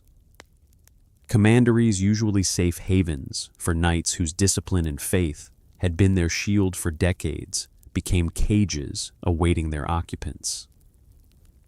Over 500 Templars were arrested in coordinated operations, the scope and speed of which left little room for resistance. What had once been their sanctuary, the white halls and stone courtyards of their strongholds, was now a theater for one of history's most infamous betrayals: the Charge heresy. Rumors that had been carefully cultivated over months crystallized into official accusations. Knights were accused of secret worship of Baphomet, of blasphemy, of idolatry, and of corrupting Christian society. Whether in truth or fabrication, these allegations were now codified, given weight by royal authority and the tacit approval of the papacy. The Templars' reputation, built over decades of devotion, courage, and discipline, was under assault, their very identity weaponized against them in a political spectacle of unprecedented magnitude. Within the fortified walls of the Louvre and other royal sites, knights were bound, interrogated, and placed in cells that would become their prisons. The atmosphere was tense, cinematic in its horror torches, casting flickering light over stone walls, the echoes of chains, and the whispered prayers of men who had once faced arrows and swords with unflinching courage. The city itself seemed complicit, its streets silent, save for the distant march of soldiers and the occasional cry of a courier delivering another grim notice. Paris had become both stage and trap, and the Templars were the unwitting actors in a drama whose conclusion was preordained. The arrest of the Order's leadership sent shockwaves through the city and across Europe. Grandmasters, preceptors, and prominent knights were separated, interrogated, and isolated. The precision of the operation ensured that coordination among the Templars was impossible. Even the most disciplined knight, trained to anticipate strategy and respond to threats, found himself powerless against a conspiracy of Shadow's law and influence. The instruments of political authority, gold influence, and coercion had replaced sword shields and fortresses as the weapons of choice. Rumors of torture and forced confessions quickly followed. Knights were questioned under duress, coerced into admitting practices they may never have committed. The narrative was carefully constructed. The more extreme the confession, the more justification for the king's actions, and the more plausible the story of heresy became for the populace. Faith and discipline, which had protected the Templars on battlefields and in desert fortresses, could not withstand the machinery of psychological and physical coercion wielded with precision. The courtroom, the cell, and the interrogation chamber became the new battlefield, a place where truth and deception were indistinguishable. Amid this orchestrated chaos, the Templars' sense of betrayal was profound. Knights who had sworn loyalty to the Church and upheld sacred vows of discipline, courage, and protection now faced accusations from the very institutions they had served. Their white mantles, once emblems of purity and martial honor, were now symbols of alleged corruption. The psychological weight of this reversal, being hunted, accused, and isolated, was as formidable as any enemy they had encountered in open battle. Courage alone could not shield them from the reach of kings and the influence of papal sanction. The city itself became a labyrinth of fear and tension. Citizens, priests, and officials watched as the Order's most distinguished knights were led through streets, their identities transformed from revered protectors to supposed heretics. The spectacle served multiple purposes. It demonstrated the king's power, quelled potential dissent, and reinforced the narrative that the Templars' fall was justified. The transformation of public perception was nearly complete. An institution that had inspired awe and loyalty was now a cautionary tale, a vivid illustration of the consequences of independence and influence in a world dominated by political ambition. The arrests extended beyond Paris, executed simultaneously in key cities across France, from fortified commanderies to urban estates. Knights were apprehended with coordinated efficiency. Messages of compliance were sent swiftly to local authorities, ensuring that resistance was minimized. What had once been an order capable of projecting power across continents now found itself constrained, isolated, and overwhelmed. The tactical brilliance that had served them on the battlefield could not translate to a political arena designed for subtlety, deception, and the manipulation of perception. Yet even in captivity, the Templars' discipline endured. Prisoners maintained ritual prayer, observed vows, and provided counsel to each other. The brotherhood forged over decades of shared trials and battles became a source of resilience amid despair. Knights whispered plans, shared news, and offered support, their cohesion, an invisible shield against the forces arrayed against them. The machinery of state could imprison their bodies, but it could not entirely extinguish the spirit, the ethos, and the legend that defined the Order. As dawn approached, the full scope of Philip's operation became clear. Hundreds of knights, including the Order's leadership, were imprisoned. Accusations of heresy and blasphemy had been formally recorded, and the machinery of prosecution was ready to proceed. The stage was set for what would become one of the most infamous trials in history, a calculated exercise in the intersection of power, wealth, and ambition. The Templars' past victories, their discipline, and their faith were insufficient to shield them from the storm now engulfing their lives. The psychological impact on the European populace was immediate. For centuries, the Templars had been seen as protectors, guardians, and exemplars of martial and spiritual excellence. Now, through a combination of rumor, coercion, and public spectacle, that image shifted dramatically. Fear, suspicion, and fascination replaced admiration, and the legend of the Templars began to intertwine with stories of mystery, heresy, and betrayal. The stage was not only set for legal proceedings, but for the enduring myths that would come to define their historical and cultural legacy. By midday, the Templars' fate seemed inexorably sealed. Royal authority, church sanction, and coordinated execution of plans ensured that resistance was fragmented. Knights bound by discipline, but powerless against the machinery of kings and popes, could only maintain their faith and await the next phase of the ordeal. Their white mantles, now marked by the dust and despair of imprisonment, remained potent symbols of a legacy under siege. Even in defeat, the Order's cohesion and ethos preserved a narrative of courage, sacrifice, and endurance that would echo through history. The events of October 13, 1307, marked not only a turning point for the Templars, but a paradigm shift in European history. The power of kings, the complicity of the Church, and the vulnerability of even the most disciplined institutions demonstrated the precariousness of authority, wealth, and influence. For the Knights, the battlefield had changed from open plains to shadowed corridors, from deserts to dungeons, yet the challenge demanded the same qualities: courage, faith, and discipline. The difference now was that the enemy wielded not swords and spears, but law, narrative, and coercion. As evening fell, the city of Paris exhaled a tense calm. The Templars, confined to cells and guarded estates, faced the reality of a long night and the uncertain days ahead. Their captors had won control of the immediate battlefield, yet the story, the legend of the Knights, their courage and their betrayal, was only beginning to unfold. The events of this night would resonate for centuries, shaping the perception of the Templars, inspiring myths, and fueling speculation that continues to captivate imagination to this day.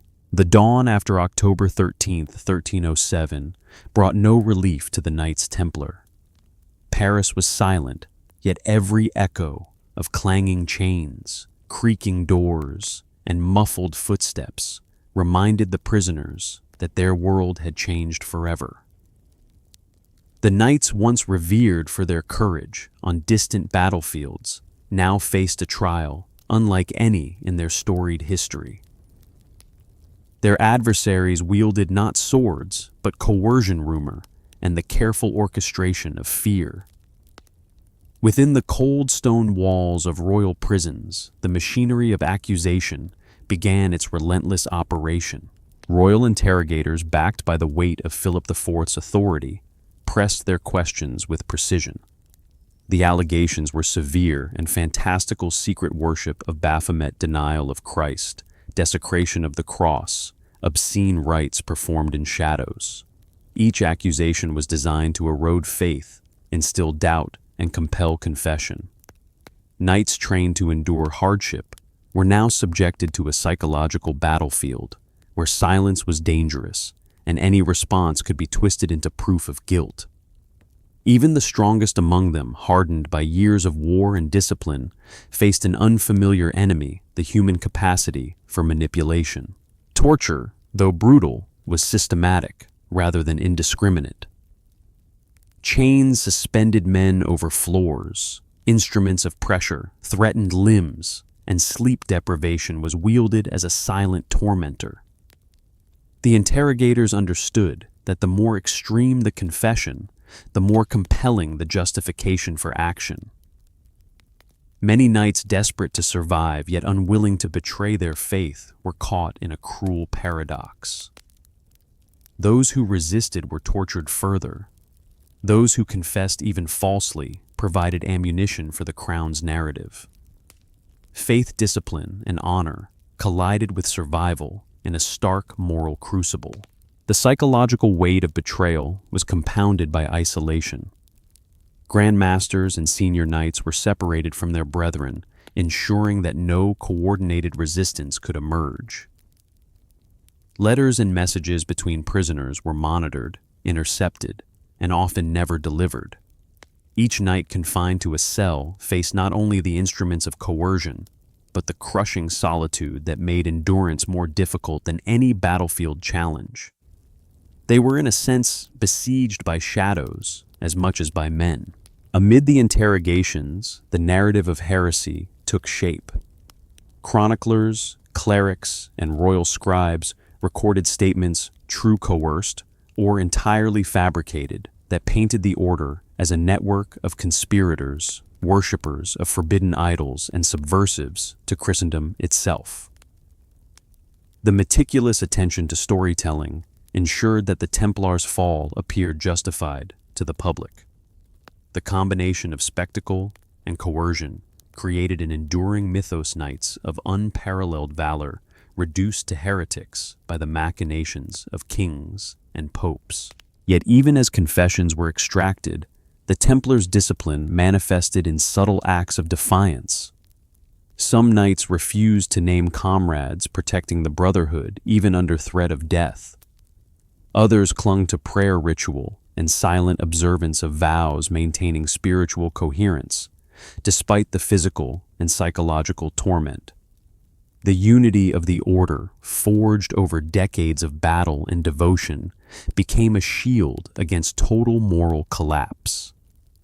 In a world where chains could imprison the body, the Brotherhood sought to safeguard the mind and spirit. The interrogations also amplified the aura of mystery surrounding the Templars. Tales of secret rituals, idol worship, and occult knowledge spread beyond the confines of Paris. These rumors, fueled by fear and misunderstanding, transformed the knights from historical figures into legendary enigmas. Europe, previously aware of their martial prowess and financial acumen, now perceived the order as a shadowy force, simultaneously respected, feared, and vilified. The seeds of the Templars' enduring legend were sown in the very dungeons where they struggled for survival. Philip IV, observing from behind the scenes, recognized the dual power of spectacle and coercion. Every confession, true or false, reinforced the narrative that justified his actions. The public, unable to discern reality from fabrication, accepted the king's framing. The Templars were dangerous, the accusations credible, and the seizure of wealth and authority necessary. Philip's political genius lay not only in execution, but in the crafting of perception, a weapon that proved as deadly as any sword in shaping history. For Pope Clement V, the events unfolding in Paris were both necessary and troubling. The papacy's sanction lent legitimacy to the operation, yet the ethical and spiritual implications weighed heavily. By allowing the king to proceed, Clement ensured immediate political stability, but sowed the seeds for centuries of speculation, rumor, and myth. The Church's role in the Templars' downfall became a point of tension between faith authority and political expedience, an intersection where morality was often subordinated to power. The knights' endurance was remarkable. Accounts of their courage during interrogation, their refusal to yield fully to accusations, and their commitment to protecting the Order's secrets became part of the Templar legend. Men who had faced armies and deserts now faced the subtler but equally lethal weapons of deception, coercion, and psychological torment. Their responses, recorded and distorted by chroniclers, added layers of complexity to the narrative. Victims of politics, yet steadfast in faith. Accused of heresy, yet embodying discipline. Trapped in a temporal prison, yet enduring in spirit. Across France, the simultaneous arrests and interrogations created a climate of fear and speculation. The Templars' financial and social networks, once the envy of kings and nobles, were disrupted. Estates fell under royal control, treasuries were audited, and knights were rendered powerless. The precision and coordination of Philip's campaign demonstrated not only the vulnerability of even the most disciplined institutions, but also the lethal combination of authority, deception, and spectacle. The battlefield had shifted, and the Templars as ever faced it with disciplined courage and the enduring bond of brotherhood. Even as the interrogations continued, the Order's spiritual and moral coherence became both a shield and a weapon. Knights upheld rituals, recited prayers, and maintained the ethical framework that had guided them for decades. Within the walls of prison, the Brotherhood's internal cohesion persisted. They could not fight with swords, but they could endure, resist complete moral collapse, and maintain a sense of identity rooted in faith, discipline, and service. In this endurance, the Templars transformed from a military order into legends of resilience and courage under persecution. By the end of this night, the Templars had endured what no battlefield could prepare them for. The machinery of accusation, coercion, and political ambition had achieved its immediate objectives. Knights were captured, confessions coerced, and public perception shaped. Yet in enduring this, the Templars became more than historical actors. They became symbols. Their story, recorded, mythologized, and transmitted across Europe, was transformed from a tale of military prowess into a narrative of betrayal, mystery, and endurance that would resonate through the centuries. The events of October 13th and the days that followed marked a turning point in history. The Templars' military glory had faded. Their political independence had become a liability. Yet their disciplined cohesion and endurance transformed their suffering into legend. Through interrogation, forced confessions, and the calculated actions of kings and popes, the narrative of heresy, mystery, and intrigue took hold.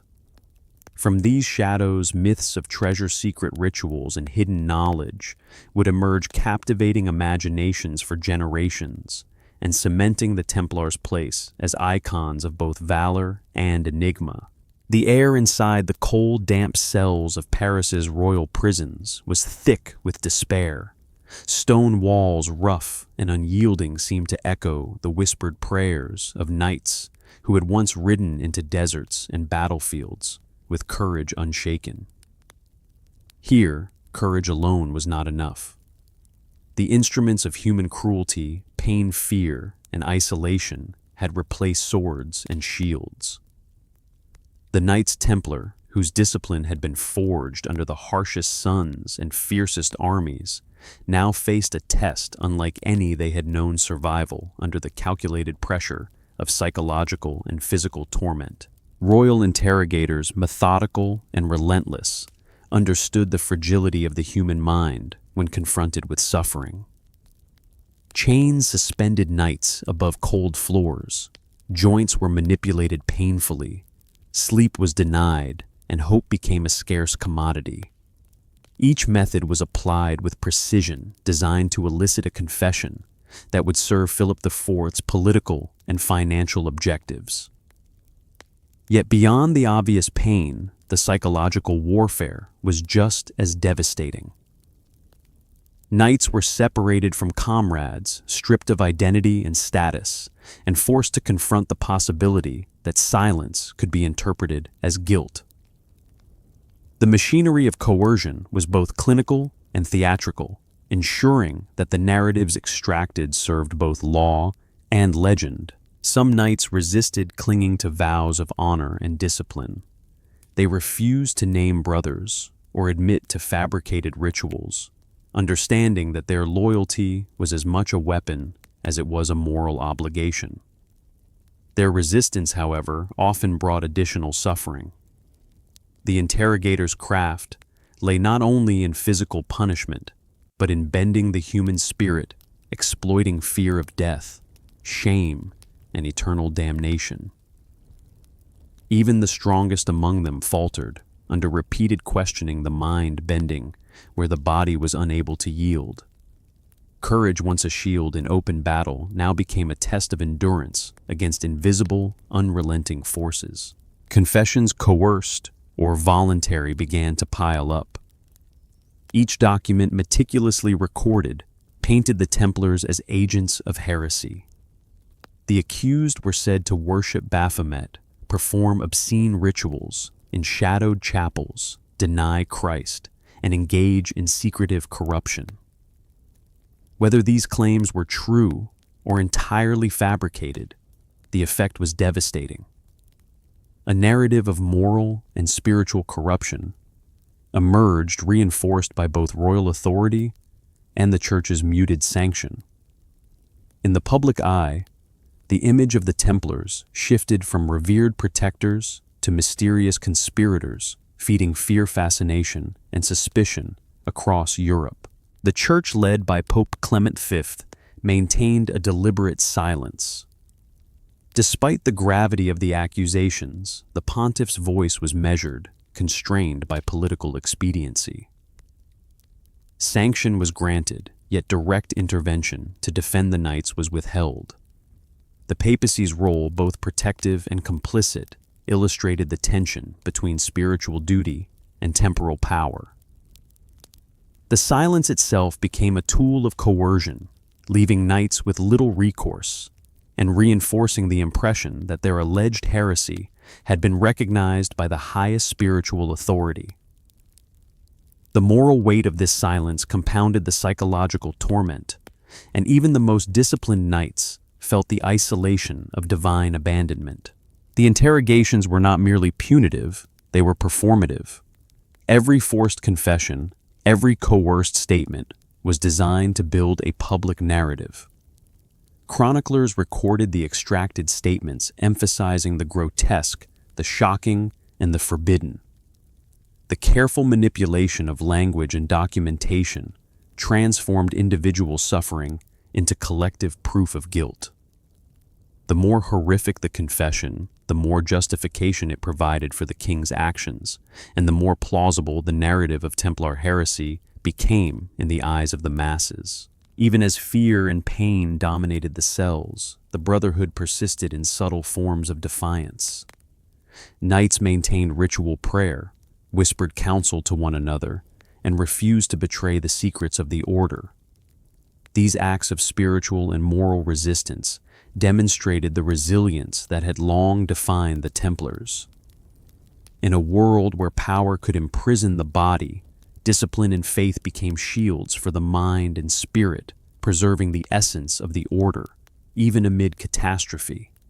The legend of the Templars, already seeded in tales of valor and conquest, began to intertwine with themes of endurance under betrayal. The mechanics of torture and interrogation were varied, carefully calibrated to exploit both fear and moral obligation. Techniques of restraint, pressure, and sensory deprivation were combined with threats of execution and spiritual condemnation. Knights were confronted with accusations that played on their deepest fears: eternal damnation, dishonor, and the collapse of the Brotherhood itself.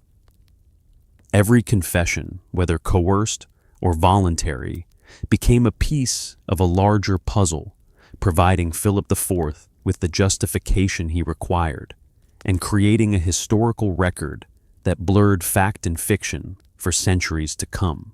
Amid this relentless process, the Templars' inner cohesion became both a source of strength and a target for manipulation. Interrogators sought to break connections between knights, isolating them physically and psychologically to weaken resistance. Yet even in separation, the shared code of honor, discipline, and faith provided an invisible bond. Whispers through the stone corridors, gestures of solidarity, and the maintenance of ritual practice helped sustain morale, even as despair threatened to overwhelm the mind. The Brotherhood, though physically constrained, endured as a spiritual and moral entity, preserving its identity in the face of overwhelming pressure. The narrative constructed by the king and chroniclers transformed the order's suffering into spectacle. Allegations of secret rituals and heresy were amplified, creating a dramatic, almost cinematic perception of the Templars as shadowy, subversive forces within Christendom. The deliberate exaggeration of accusations coupled with the real suffering of knights under torture created a narrative that would resonate through history. The image of the Templars as both victims and villains solidified, laying the foundation for the myths of hidden treasures, occult knowledge, and supernatural influence that would endure for centuries. In the shadows of these events, Grandmaster Jacques de Molay remained steadfast. Though confined, interrogated, and threatened, he embodied the order's discipline and dignity. His refusal to betray the Brotherhood and his courage under duress became emblematic of the Templars' enduring ethos.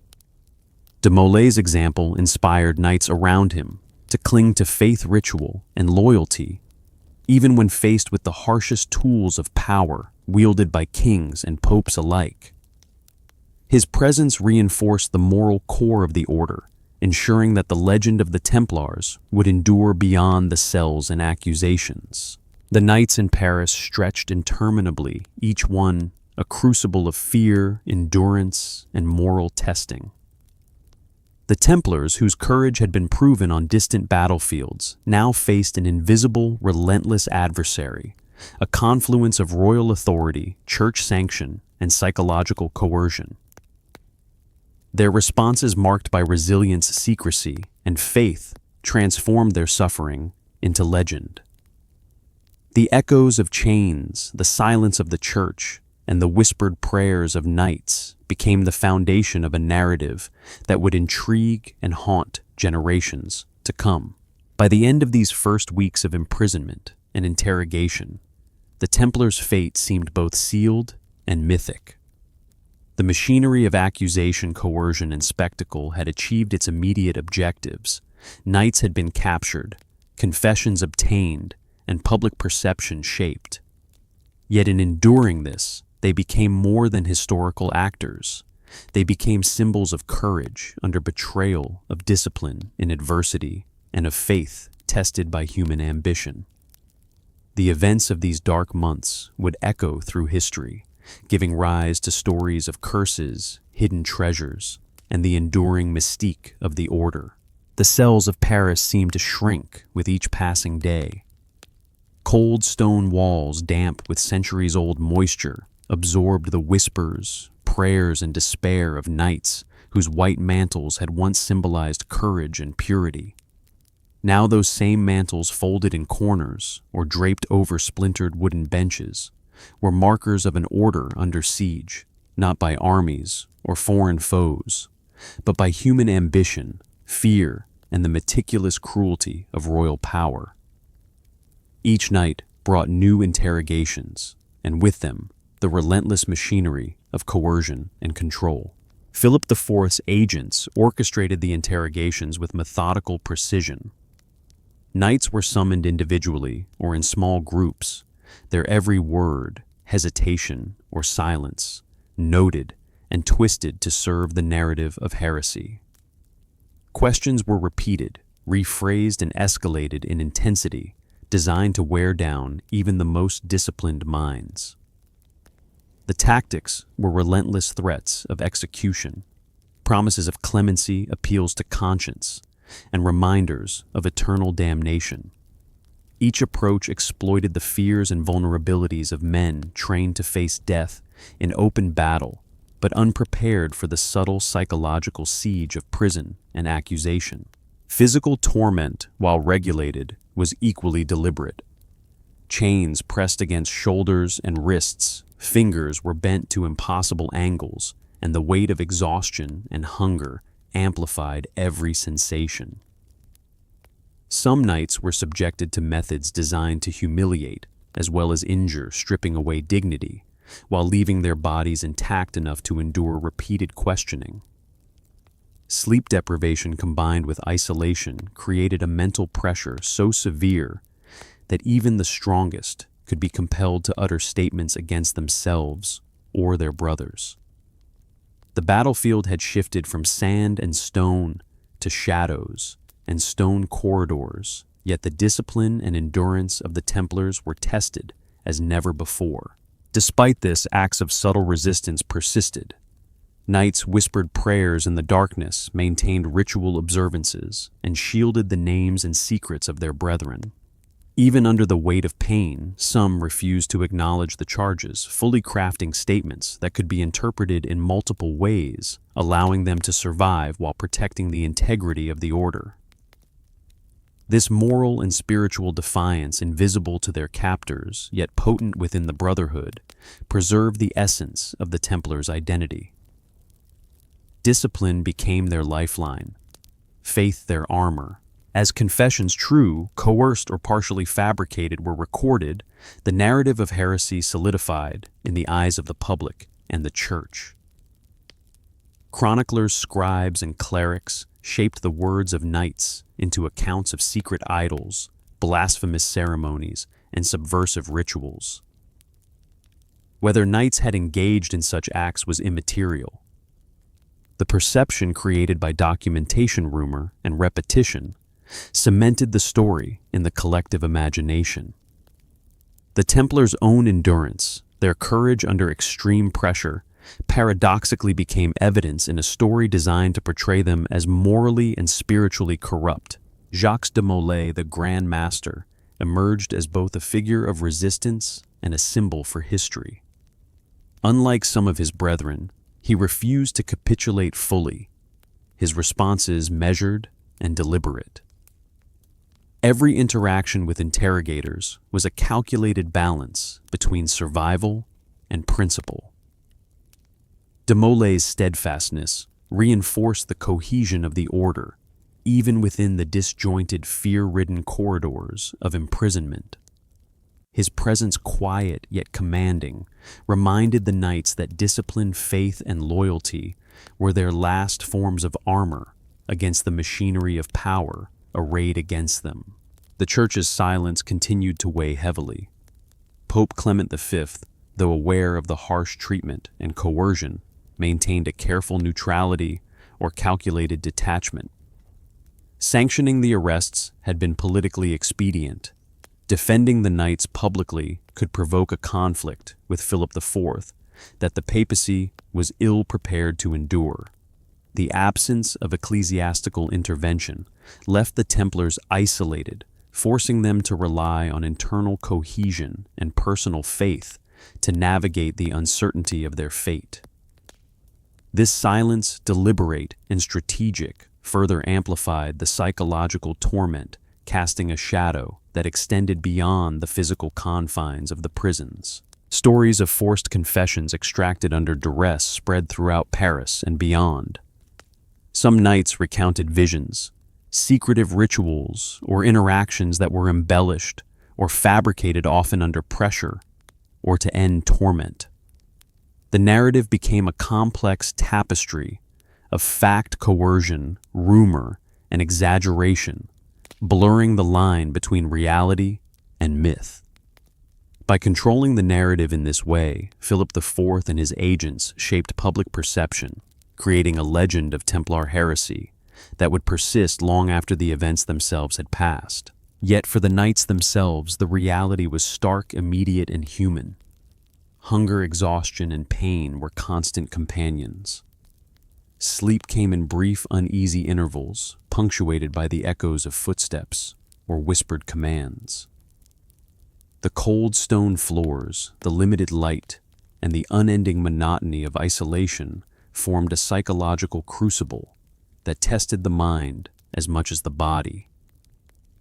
Knights accustomed to strategic calculations on the battlefield now navigated a landscape of uncertainty where the rules were invisible and the enemy was as unpredictable as human ambition itself. Amid the despair, small acts of humanity and solidarity persisted. Knights shared scraps of bread, whispered encouragement, and offered comfort in prayer. These gestures, simple yet profound, sustained morale and reinforced the internal cohesion that the king and his agents could not break. Even in captivity, the Brotherhood remained a living network of faith loyalty and subtle resistance. In these moments, the Templars were not merely prisoners, they were a disciplined order, maintaining identity under extreme adversity, an enduring testament to their ethos. The orchestration of fear extended beyond the physical and psychological. Rumors of imminent executions, the sudden disappearance of prominent knights, and the unpredictability of interrogations created a pervasive atmosphere of terror. Knights were uncertain not only of their own fate, but also of that of their brothers. Every cell corridor and courtyard became a theater where the mind and spirit were tested as rigorously as any battlefield. Endurance became a form of resistance, and resistance a way to preserve legacy. By the end of these weeks, the Templars had endured an ordeal that would define their place in history. Coerced confessions, torture, isolation, and the Church's silence combined to forge a narrative that would echo through centuries. The Order's strength lay not in weapons or fortresses, but in its disciplined faith and resilience. Every act of courage under duress, every refusal to betray a brother, and every prayer whispered in shadow contributed to the legend that would survive long after the last knight was gone. The machinery of accusation had achieved its immediate goals. Knights were discredited, wealth was seized, and power was consolidated in the hands of the king. Yet in the endurance of the Templars, a different kind of victory was emerging, one that would reverberate through history, myth, and culture. From the cells of Paris arose stories of courage, faith, and moral fortitude, a legacy that transcended immediate defeat. The Order's narrative had been transformed into legend, a mixture of horror and heroism, coercion and defiance that would inspire fascination for generations. The shadow of Jacques de Molay loomed large over these events. His steadfastness, even in the face of torture and threat, became emblematic of the Templars' enduring ethos. As whispers of curses, revenge, and divine justice began to circulate, de Molay's name became inseparable from the narrative of both tragedy and legend. The seeds of myth-hidden treasures, secret rituals, and the ominous prophecy against kings and popes were sown in the very cells where the Templars endured, creating a story that would transcend time. The legacy of these events was clear. The Templar story, marked by bravery, betrayal, and endurance, would become a narrative that fascinated historians, storytellers, and the public alike. From the dungeons of Paris, the Order's disciplined faith and secrecy transformed suffering into legend. The machinery of power had temporarily subdued them, yet the essence of the Templars, the courage, the loyalty, and the moral cohesion remained intact. The events of these dark months set the stage for the final acts, the execution of Jacques de Molay, the collapse of the Order, and the enduring mysteries that continue to shroud the Knights Templar. The chill of early morning in Paris carried a weight heavier than any armor, a stillness that seemed to press upon the city itself. The streets lined with silent observers bore witness to the final chapter of the Knights Templar's storied existence. At the center of this tragedy stood Jacques de Molay, the Grand Master, whose presence radiated the disciplined authority and quiet defiance that had defined the Order for over a century. He walked the corridors of the royal prison with the dignity of a knight who had faced countless armies, yet now confronted an enemy far subtler, far more insidious than any he had met in battle, fate orchestrated by kings, sanctioned by popes, and enforced through fear. De Molay's trial was not a spectacle of justice, but a theater of politics. The charges against him were severe heresy, idolatry, and corruption of Christendom itself. Yet beneath these accusations lay the motives of a king burdened by debt, a crown seeking wealth, and a church entangled in the web of secular power. The courtroom, austere and shadowed, became a stage where law, legend, and ambition intersected. The Grand Master, resolute and unyielding, faced judges and inquisitors whose task was less to discern truth than to justify a preordained conclusion. As interrogations continued, de Molay's responses were measured deliberate and unwavering. Each word he spoke was a balance between survival and principle, a dance in which discretion became a weapon. His refusals to implicate his brethren, to confess to fabricated rituals, or to submit to coercion strengthened the internal cohesion of the order, even as the machinery of power sought to dismantle it. In this stoicism, the Grand Master became a living symbol of endurance, embodying the very ethos that had elevated the Templars from humble protectors of pilgrims to a legendary institution spanning continents. Despite his resolve, the weight of human cruelty was relentless. Interrogations were prolonged, sleep was denied, and the threat of execution loomed perpetually. The cells, damp and echoing with the footsteps of guards, became arenas of psychological warfare. Knights, even those hardened by desert campaigns and bloody sieges, were tested in ways unimaginable.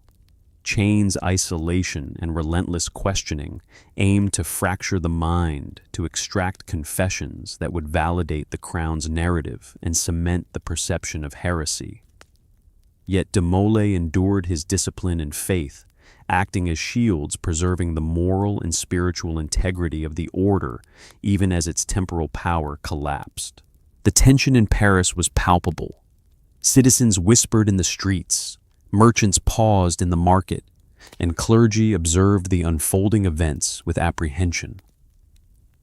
The spectacle was both fearsome and mesmerizing. A Grand Master once revered, across Christendom, now facing accusations and threats in the dim light of royal authority. Every gesture, every measured word was interpreted, scrutinized, and recorded. The narrative of the Templars' downfall was being written not only in ink, but in the collective consciousness of a city and a continent where power and legend intertwined. As the trial progressed, the shadow of execution drew closer. The decisions of kings and popes, once abstract and distant, manifested in tangible threat. Philip IV's desire to consolidate wealth and power collided with de Molay's unwavering adherence to principle. The tension was cinematic in its magnitude, a clash between human ambition and disciplined integrity, between political expediency and moral steadfastness. De Molay, standing at the center of this storm, became the fulcrum upon which the fate of the order and the perception of its legacy balanced precariously. Outside the chambers of trial, the city itself seemed to hold its breath. Paris, a city that had witnessed countless displays of power, conquest, and ceremony, now became a backdrop for a drama of moral and spiritual weight. Crowds gathered in anticipation, aware that the events unfolding would resonate beyond the immediate spectacle. The Grand Master, though, confined by chains and walls, projected an aura that defied imprisonment. His courage, composure, and dignity contrasted sharply with the fear, greed, and calculated cruelty of those orchestrating the Templars' demise. The moments leading to de Molay's execution were marked by ritual and preparation. Knights who had been captured alongside him observed, quietly maintaining discipline and faith, even as despair threatened to overwhelm. The Grand Master, ever conscious of symbolism and legacy, prepared not only for death, but for the enduring story that his choices, courage, and integrity would create. His understanding of history, perception, and legend informed every measured movement, every quiet prayer whispered in the shadows of his cell. He knew that the narrative of the Templars would extend far beyond the immediate confines of imprisonment, torture, and execution. The execution itself was an event of profound theatrical and historical resonance. On a platform built outside the city walls, Jacques de Molay was led to the pyre, his chains removed, but his dignity intact. The flames that would consume his body symbolized not just the end of a man, but the culmination of an order's temporal authority.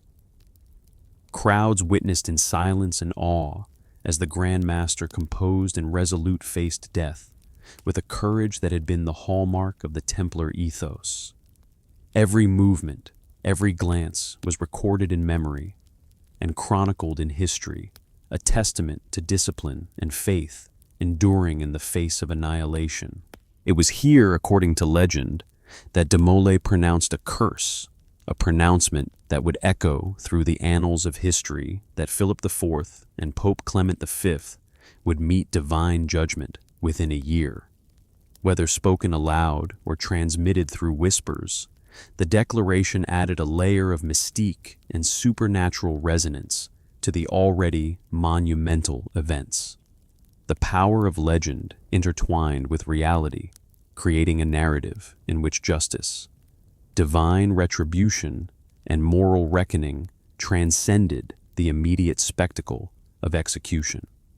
The curse became inseparable from the historical and cultural memory of the Templars, ensuring that their story would linger far beyond their earthly demise. The aftermath of de Molay's death solidified the dissolution of the Templar Order. Commanderies were seized, assets redistributed, and knights dispersed or imprisoned. Yet in these acts of political and material consolidation, the intangible legacy of courage, discipline, and moral integrity persisted. Chroniclers' rumor and legend preserved the image of the Grand Master and his brethren, embedding the narrative of betrayal, endurance, and supernatural consequence into the collective memory of Europe. The Templars, though dismantled, had achieved a form of immortality. Their story, shaped by both fact and myth, would endure in the imagination for centuries. Historians and storytellers would later wrestle with the interplay of reality and legend.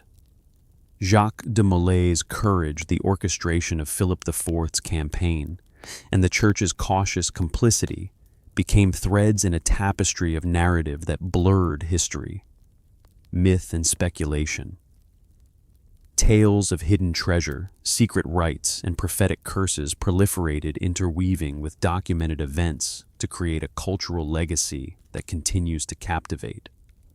From the ashes of the pyre rose not only a story of political intrigue, but a legend of endurance, discipline, and moral steadfastness that defines the Templars to this day. The execution of Jacques de Molay marked both an end and a beginning. The tangible power of the Templars' fortress's wealth and influence was extinguished, yet their symbolic and legendary presence grew. The story of a disciplined order, betrayed by kings, manipulated by the Church, and enduring under impossible circumstances, became a narrative that transcended time.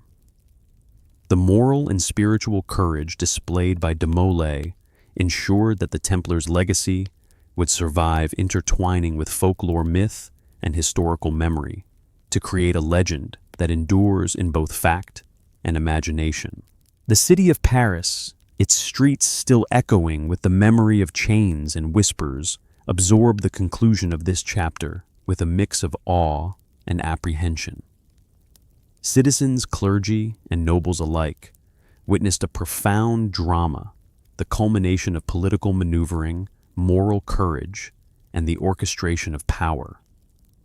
Jacques de Molay's final act, whether in life or legend, cemented the Templars' place in history not as mere knights, but as icons of resilience, faith, and the enduring human spirit confronting betrayal and injustice.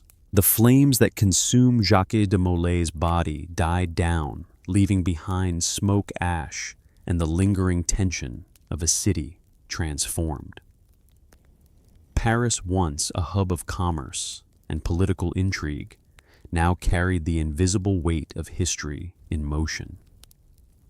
Citizens whispered in hushed tones, aware that they had witnessed not just an execution, but the culmination of a power struggle that had consumed an order and reshaped Christendom. In the shadow of the pyre, the Knights Templar's temporal power had been extinguished, yet their legend, fueled by courage, betrayal, and defiance, began to take form with a clarity that mere history alone could never achieve. Philip IV, triumphant, in his political maneuvering, had achieved the immediate objectives of debt cancellation and wealth acquisition.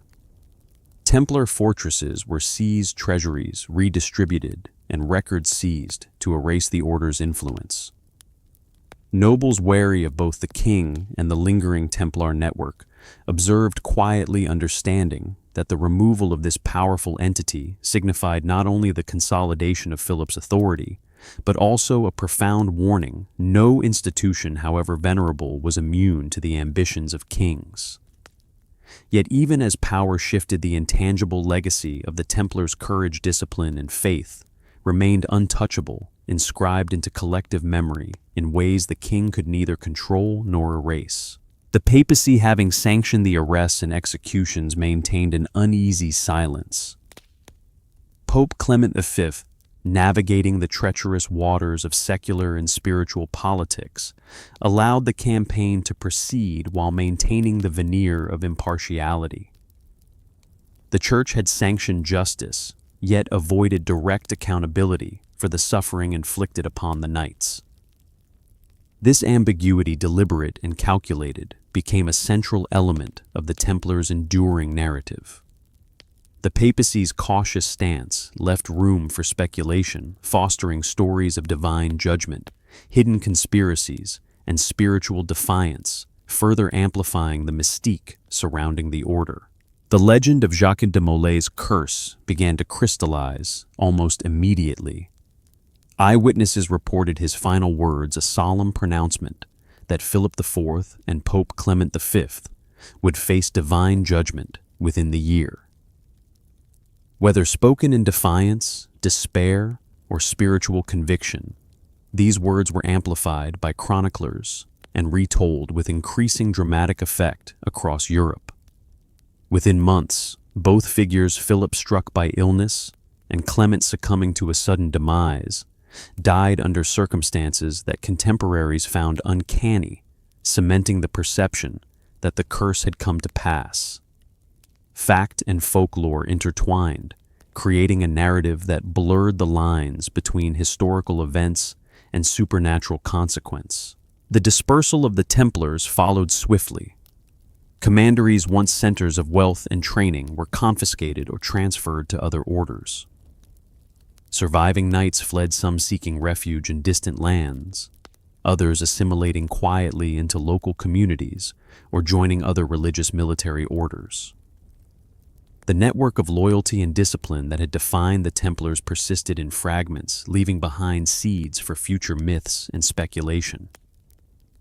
Stories of surviving knights guarding hidden treasures, maintaining secret knowledge, or continuing the order's work in shadowed corners of Europe began to circulate, laying the foundation for centuries of intrigue. The mythos surrounding Templar treasures emerged in this aftermath. Chronicles, rumor, and legend merged to suggest vast hoards of gold, sacred relics, and knowledge of the Holy Grail hidden from mortal authorities. Some tales placed these riches in secret vaults beneath conquered fortresses. Others suggested they were spirited away to remote regions of Europe or beyond. These stories, whether grounded in truth or born of imagination, fueled fascination for generations. Treasure hunters, historians, and storytellers would return repeatedly to the question, what became of the Templars' wealth and secrets? The allure of hidden knowledge, the tantalizing prospect of untold riches, and the aura of danger became inseparable from the order's historical identity. The spiritual and symbolic legacy of the Templars also endured. Their disciplined approach to faith, Rigorous moral code and martial prowess became templates for admiration and emulation. Despite their fall, the Templars were remembered as paragons of courage and devotion, embodying ideals that transcended their material defeat. Orders, societies, and secretive groups in subsequent centuries would invoke the Templars' name, associating it with both virtue and mystery. The combination of historical record and legend ensured that the Order's story remained alive, continually reshaped by cultural imagination. Europe, having witnessed the rise and fall of the Templars, carried forward an enduring fascination with the Order. Stories of their exploits in the Holy Land, their innovative financial systems, and their martial discipline persisted in chronicles, literature, and oral traditions. However, the dramatic collapse orchestrated by Philip IV and sanctioned by the Church added layers of complexity and intrigue.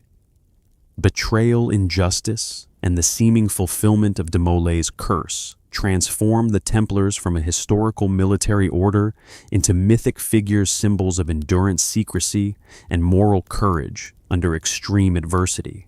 The lingering shadows of the Order's presence inspired speculation, inquiry, and myth-making.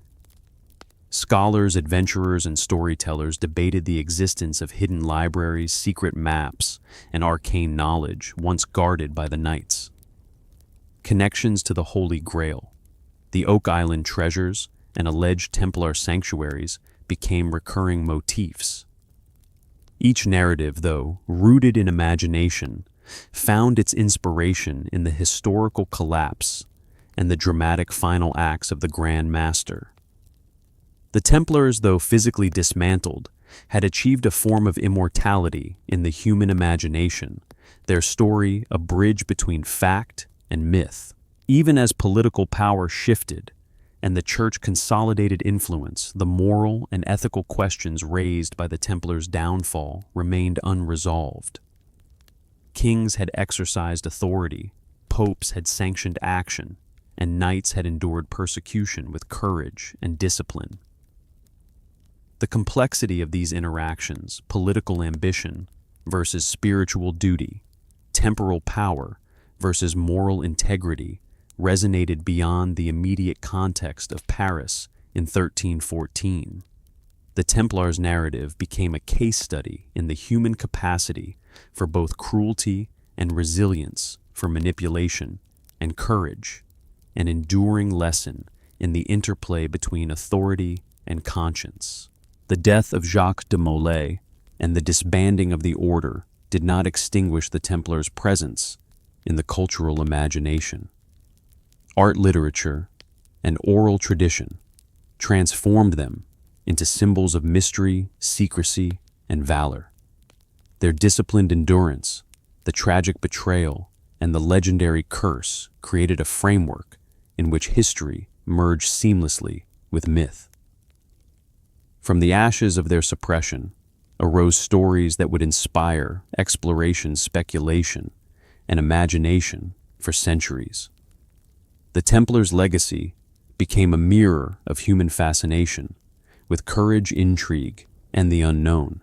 In this new chapter of history, the Knights Templar were no longer defined solely by material power, fortresses, or financial networks. Their endurance under persecution, the courage of leaders like Jacques de Molay, and the dramatic unfolding of events had created a symbolic identity far greater than any temporal achievements. They became exemplars of faith tested by adversity, of discipline in the face of betrayal, and of moral integrity under the most harrowing circumstances. Their legend, forged in fire chains and unwavering resolve, would outlast kingdoms and echo across continents. The scattering of the Order left behind both tangible and intangible legacies. Structures, manuscripts, and artifacts were absorbed, hidden, or destroyed. Knights carried the memory of their experiences into exile or new orders. Rumors of surviving members maintaining secret networks, guarding treasures, and perpetuating knowledge contributed to the mythic dimension of the Templar story. The events of 1314, particularly the execution of the Grand Master and the supposed curse upon kings and popes, ensured that the Order's story would not fade into obscurity, but instead would persist as a captivating narrative for centuries. Thus, from the pyre of Jacques de Molay rose not only the end of the Knights Templar as a temporal power, but also the birth of a legend. A story of courage, betrayal, endurance, and mystery that would inspire explorers, historians, and storytellers alike. The echoes of chains, the whispers of curses, and the courage under duress formed a narrative bridge between history and myth, ensuring that the Templars' legacy would persist far beyond the walls of Paris, across Europe, and into the imagination of generations yet to come. With the Grand Master's execution and the Order's dissolution, the Knights Templar vanished from the public stage, but their influence and mysteries did not fade. Across Europe, rumors began to circulate, whispered in darkened taverns, inscribed in secret chronicles, and passed among travelers who had glimpsed the remnants of a once powerful order. Tales of hidden wealth, sacred relics, and forbidden knowledge transformed the Templars from a military and financial institution into mythic figures whose presence lingered long after the last knight had disappeared into the shadows of history.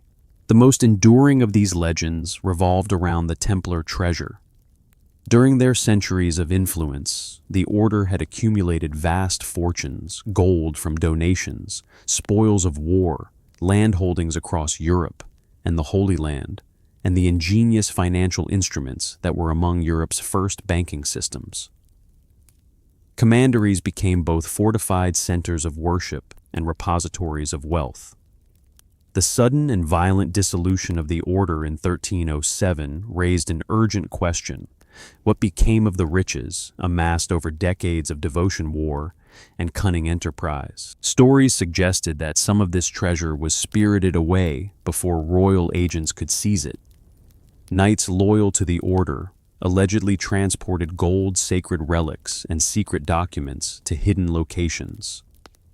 Remote castles, isolated abbeys, and perhaps even underground vaults.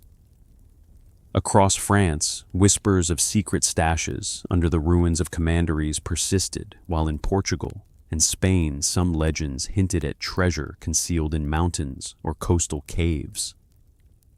Even England, Scotland, and other corners of Europe were rumored to harbor Templar secrets preserved by sympathetic nobility or surviving members of the Order. The notion of a hidden dispersed fortune, unreachable to kings and popes, became a foundational element of Templar mythology. Equally captivating were legends linking the Templars to sacred relics of profound significance. The Holy Grail Christ's chalice from the Last Supper became central to many theories. Chroniclers romanticized retellings, and later literary traditions suggested that the Order, steeped in devotion and secrecy, may have guarded objects of immense religious power. Some claim the Grail was transported from Jerusalem to Europe under Templar protection, hidden within the fortresses and sanctuaries they had built. Others posited connections to fragments of the True Cross lost scriptures or objects associated with biblical prophecy. Whether these relics existed or were products of medieval imagination, the association of the Templars with the sacred and mysterious endured. The narrative of secret knowledge extended beyond tangible treasures. Rumors circulated that the Order had access to esoteric wisdom, concealed teachings, or lost manuscripts that could shift the balance of power or provide insight into divine mysteries. Scholars and chroniclers speculated on forbidden rituals, encoded texts, or symbols hidden within Templar architecture. The Order's disciplined secrecy, combined with its abrupt fall, created fertile ground for speculation that the Templars were custodians of knowledge deliberately obscured from both secular and religious authorities. The allure of this hidden wisdom became inseparable from the broader mythology of the order. Connections between the Templars and other secretive organizations began to emerge in legend. Centuries later, groups such as the Freemasons would claim symbolic or historical continuity with the Templars, asserting that the Knights' discipline, moral codes, and esoteric knowledge were preserved through clandestine networks. Whether these connections were factual, aspirational, or entirely fabricated, they contributed to the enduring mystique of the order. Symbols, rituals, and coded messages were interpreted through the lens of Templar influence, reinforcing the perception that the order's legacy had survived in hidden forms, shaping ideas and societies long after its official suppression. Modern legends amplified these mysteries, further intertwining them with historical sites and archaeological enigmas. The Oak Island treasure, for instance, was speculated to be connected to Templar riches transported across the Atlantic. Maps, inscriptions, and local lore suggested that Templar knowledge may have reached distant lands, leaving behind hidden caches and encoded directions to sacred or valuable objects. While many such theories remain speculative, they are deeply rooted in the dramatic collapse of the order and the enduring fascination with its vanished wealth, courage, and discipline. Vinland, the legendary Norse settlement in North America, also became linked to Templar legends in certain speculative narratives.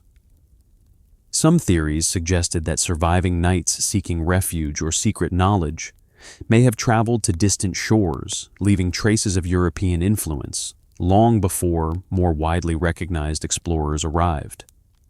While historical verification is elusive, the idea reflects the pervasive human desire to trace the movement of an enigmatic order whose disappearance left an enduring void in Europe and beyond.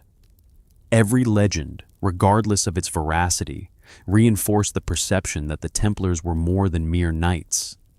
They were custodians of secrets, guardians of wealth, and bearers of an enduring moral and mystical tradition.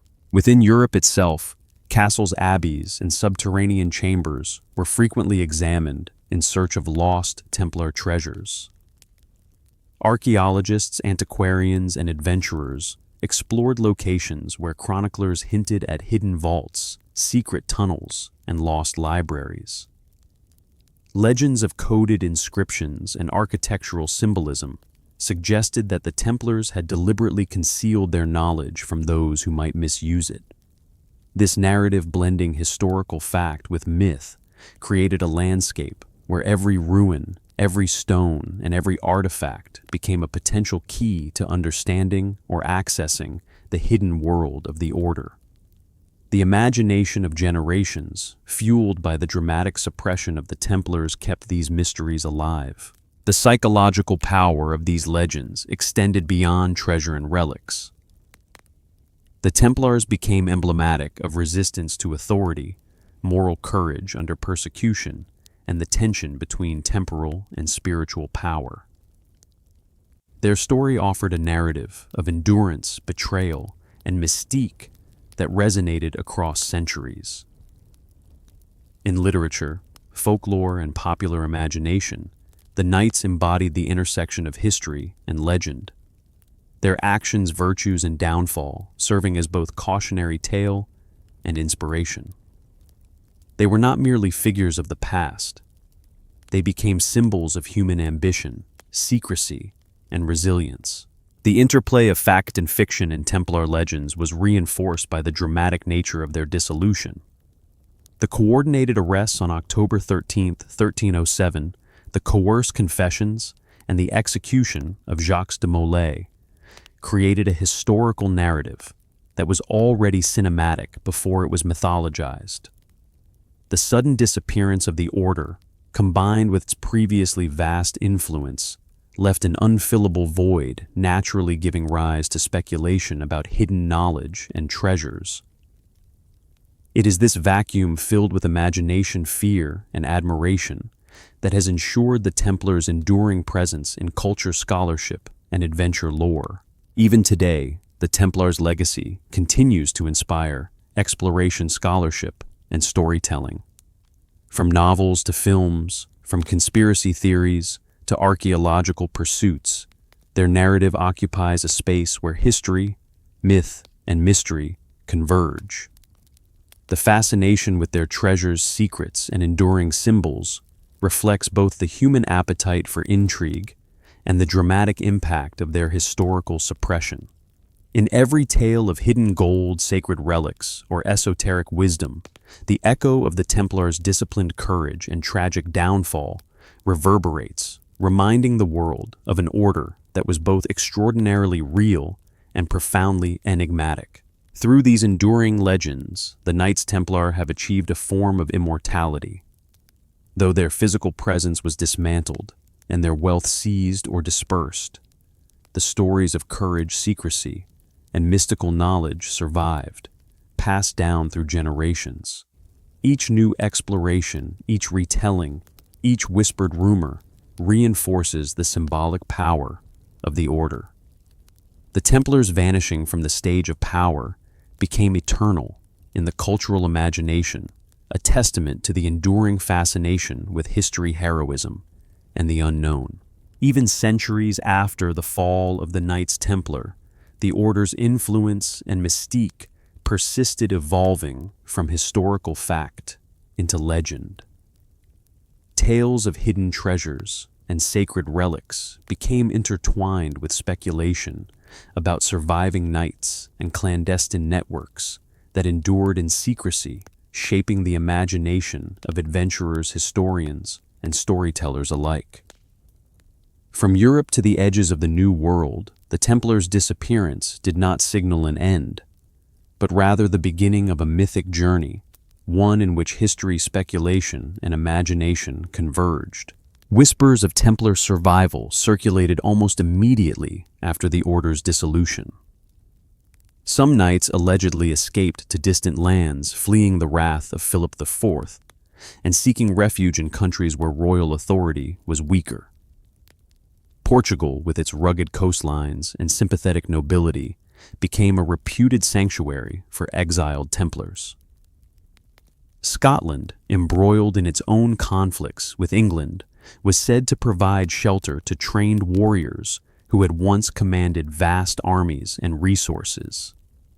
Even the distant reaches of Eastern Europe and the Mediterranean were rumored to harbor secret enclaves where the Templars continued their work, quietly preserving knowledge, wealth, and martial tradition. The theory of Templar survival intertwined with the emergence of new societies and secretive organizations. The Freemasons, for example, claimed historical and symbolic connections to the Templars, asserting that the Knights' codes of ethics, rituals, and discipline structures had been preserved through centuries of clandestine continuity. While historical evidence for direct lineage remains disputed, the symbolic parallels were compelling. Secrecy, brotherhood, moral rigor, and ceremonial tradition all mirrored Templar ethos. Through these networks, the Order's ideals endured, extending the cultural and spiritual influence of the Templars far beyond the destruction of their physical commanderies. Parallel to claims of survival, tales of Templar treasures fueled exploration and speculation. Rumors of hidden gold, priceless relics, and sacred manuscripts inspired generations of adventurers, particularly in areas where the knights had once held power. Commanderies, castles, and abbeys were scoured for clues, hidden doors, secret chambers, and encoded inscriptions hinting at concealed wealth. From the ruins of La Rochelle to remote French villages, legend suggested that fragments of Templar hoards survived, either deliberately hidden by loyal knights or lost in the chaos following the arrests. These treasures were not merely material. Many were believed to contain sacred knowledge, codices, or maps, with clues to the location of other relics, weaving a tapestry of history and mystery that continues to captivate minds today. Some myths even suggested a transatlantic journey, positing that Templar knights or treasures reached the Americas centuries before Columbus. Vinland, the Norse settlement in North America, and Oak Island, with its legendary buried artifacts, became linked to Templar lore. Speculative theories argued that surviving knights carried their knowledge, religious artifacts, or treasure across oceans, leaving cryptic traces that would endure in folklore and local legend. While historical validation remains elusive, the very plausibility of these theories underscores the enduring power of the Templars' narrative, an order whose sudden disappearance left a void that human imagination could never ignore. The mystical dimension of Templar legends also persisted often in connection with the Holy Grail. Chroniclers and later storytellers speculated that the order's dedication to spiritual discipline and secrecy made them guardians of sacred objects. Whether the Grail fragments of the True Cross or other relics were ever in Templar possession remains uncertain. Yet the narrative of protection, secrecy, and ultimate loss transformed the Templars into more than mere historical figures. They became symbols of human pursuit of the divine courage under persecution and guardianship of sacred knowledge.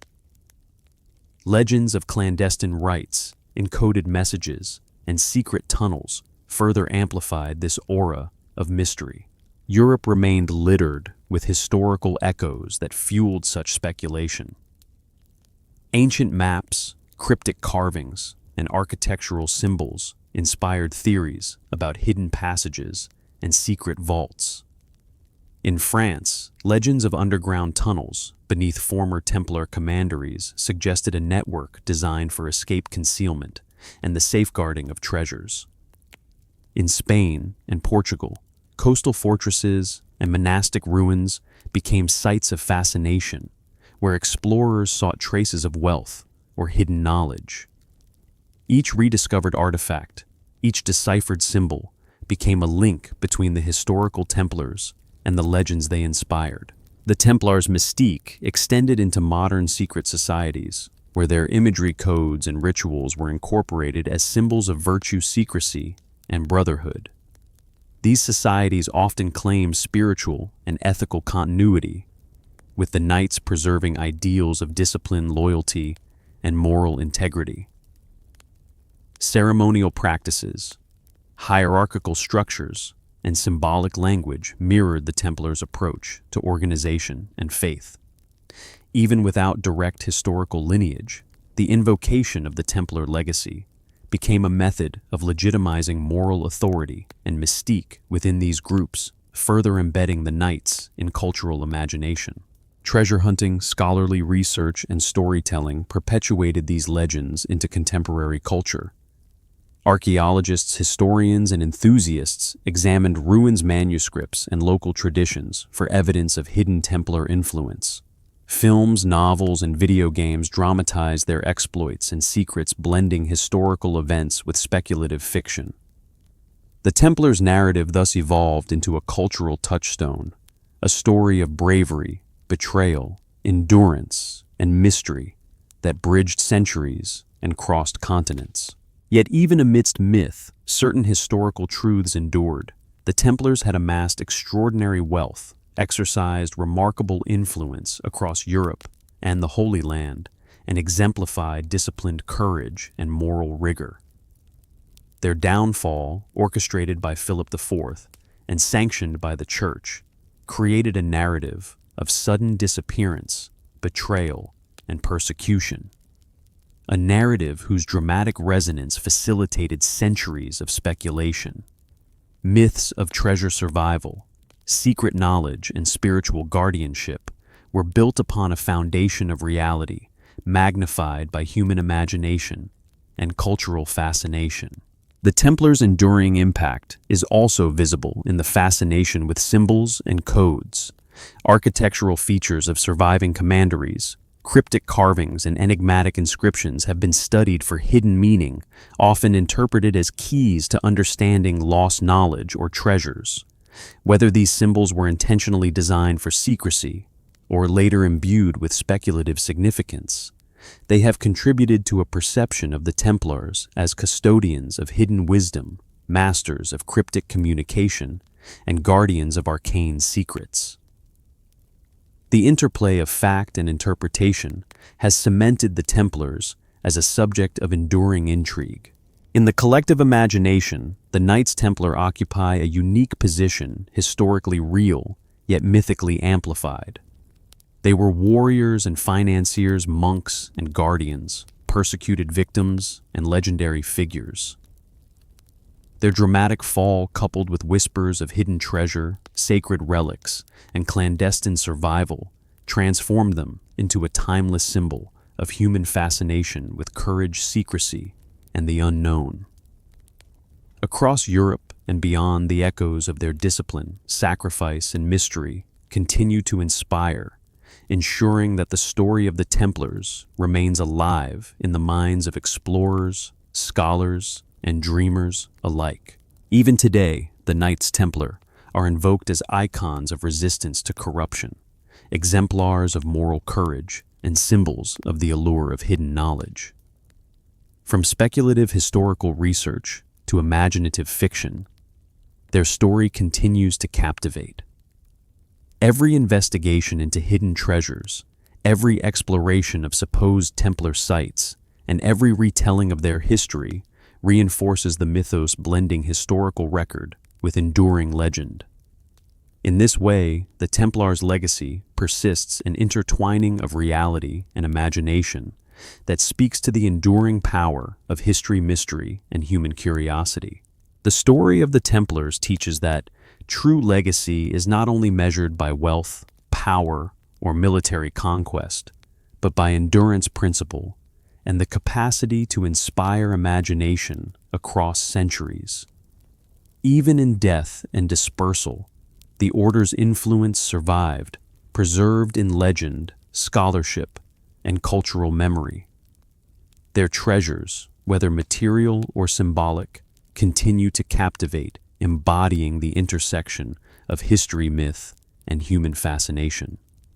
From the ruins of commanderies to the whispered tales of secret societies, the Knights Templar endure as both historical reality and mythic ideal, a reminder of courage, secrecy, and the pursuit of the extraordinary. The shadow of the Knights Templar stretched far beyond the stone walls of their commanderies and the ashes of their pyres. Centuries after the dramatic fall of Jacques de Molay, whispers of a curse of divine retribution and of ill-fated Fridays had begun to embed themselves in European consciousness. Among these echoes, one particular superstition endured: the notion that Friday the 13th was a day marked by misfortune, a day steeped in dread and ominous expectation. Yet the origins of this fear were neither simple nor singular. They were layered with history, myth, and the extraordinary drama surrounding the Templars. October 13th, 1307 was not an ordinary day. It was a Friday, a day already associated with misfortune in medieval Christian belief due to its connection with the crucifixion of Christ. Yet for the citizens of Paris and the wider world who followed the news of Philip IV's coordinated arrests, it became a date infused with terror, betrayal, and sudden, overwhelming power. The arrest of hundreds of knights once revered and feared across Europe seemed almost apocalyptic. The meticulous orchestration by the French king, combined with the brutal punishment that followed, transformed a simple day of the week into a historical symbol of catastrophe. In the immediate aftermath, chroniclers and storytellers began to recount the events with a dramatic flair that magnified their significance. The Templars, disciplined, courageous, and secretive, had fallen not through open battle, but through subterfuge, manipulation, and betrayal. Their power, previously so visible and commanding, evaporated almost overnight.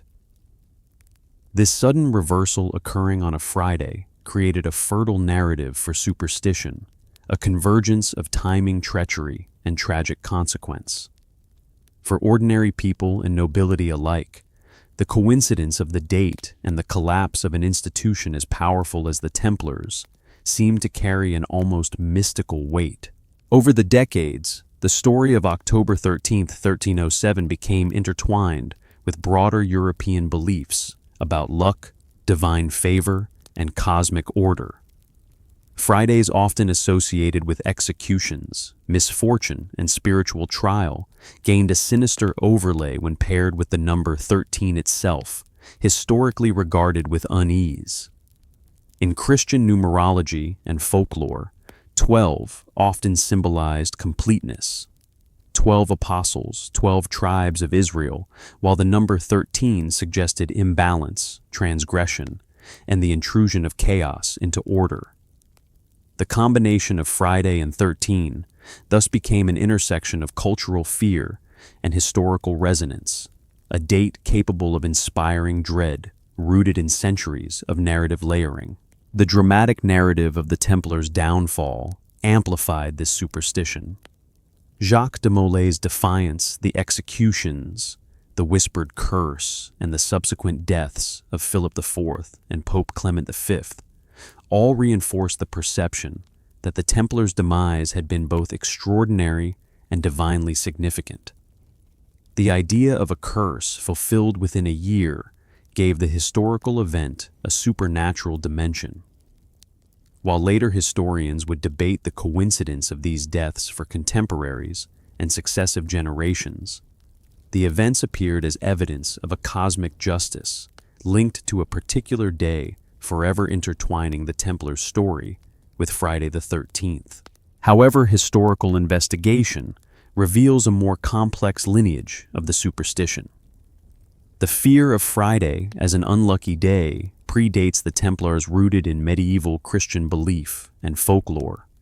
Executions, trials, and significant calamities often occurred on Fridays, reinforcing a social association between the day and misfortune. Likewise, the number 13 had long been regarded with suspicion in various European traditions, often associated with ill luck, disruption, or the presence of a hidden threat. The convergence of these elements with the dramatic fall of the Templars created a powerful narrative resonance, but it did not single-handedly originate the superstition. Rather, it cemented an existing framework within collective memory. Literary sources from the 14th and 15th centuries began to recount tales of misfortune occurring on Friday the 13th, often linking the narrative to moral lessons, divine judgment, or cosmic balance. Chroniclers emphasized the drama of October 13, 1307, portraying it as an extraordinary manifestation of treachery and divine consequence. This historical emphasis shaped cultural perception, creating a template for associating specific temporal markers with calamity. Over time, these narratives merged with popular folklore, evolving into the superstition that has persisted in Western culture for centuries. The cinematic quality of the Templars' final days, coordinated arrests, secret trials, torture, and the public execution of Jacques de Molay ensured that the story would resonate beyond immediate historical records. Artists, poets, and storytellers reimagined these events, emphasizing the drama, moral stakes, and supernatural overtones. Each retelling amplified the association between the Templars' downfall and the ominous timing embedding the idea in cultural consciousness.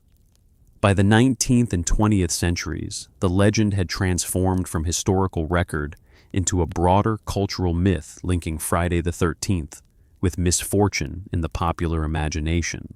Modern scholarship suggests that while Friday the 13th's reputation as unlucky may have multiple origins, the Templar story remains a focal point for understanding its enduring resonance.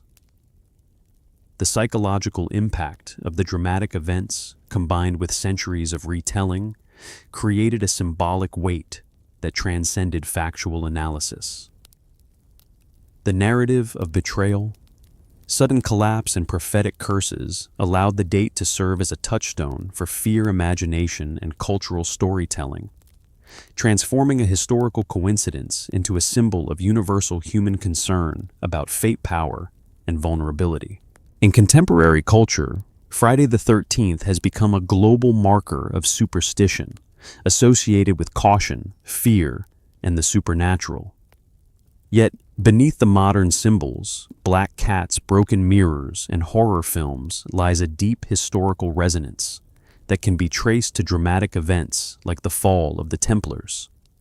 The human fascination with coincidence, cosmic justice, and extraordinary events ensures that historical episodes retain their power, evolving into myths that inform cultural behavior and imagination.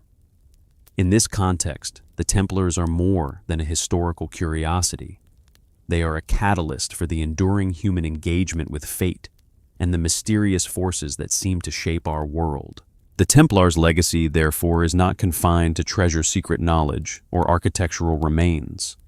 It lives in the narrative structures we use to interpret risk, misfortune, and cosmic order. Friday the 13th.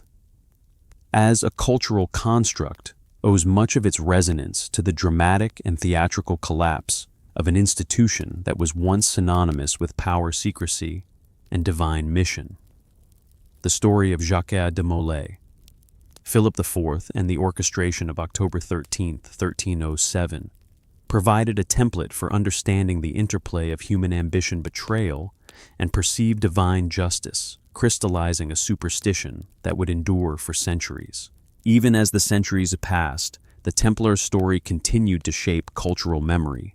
Scholars, writers, and filmmakers drew upon the narrative of sudden collapse, moral courage, and legendary curses to explore themes of fate, justice, and human vulnerability.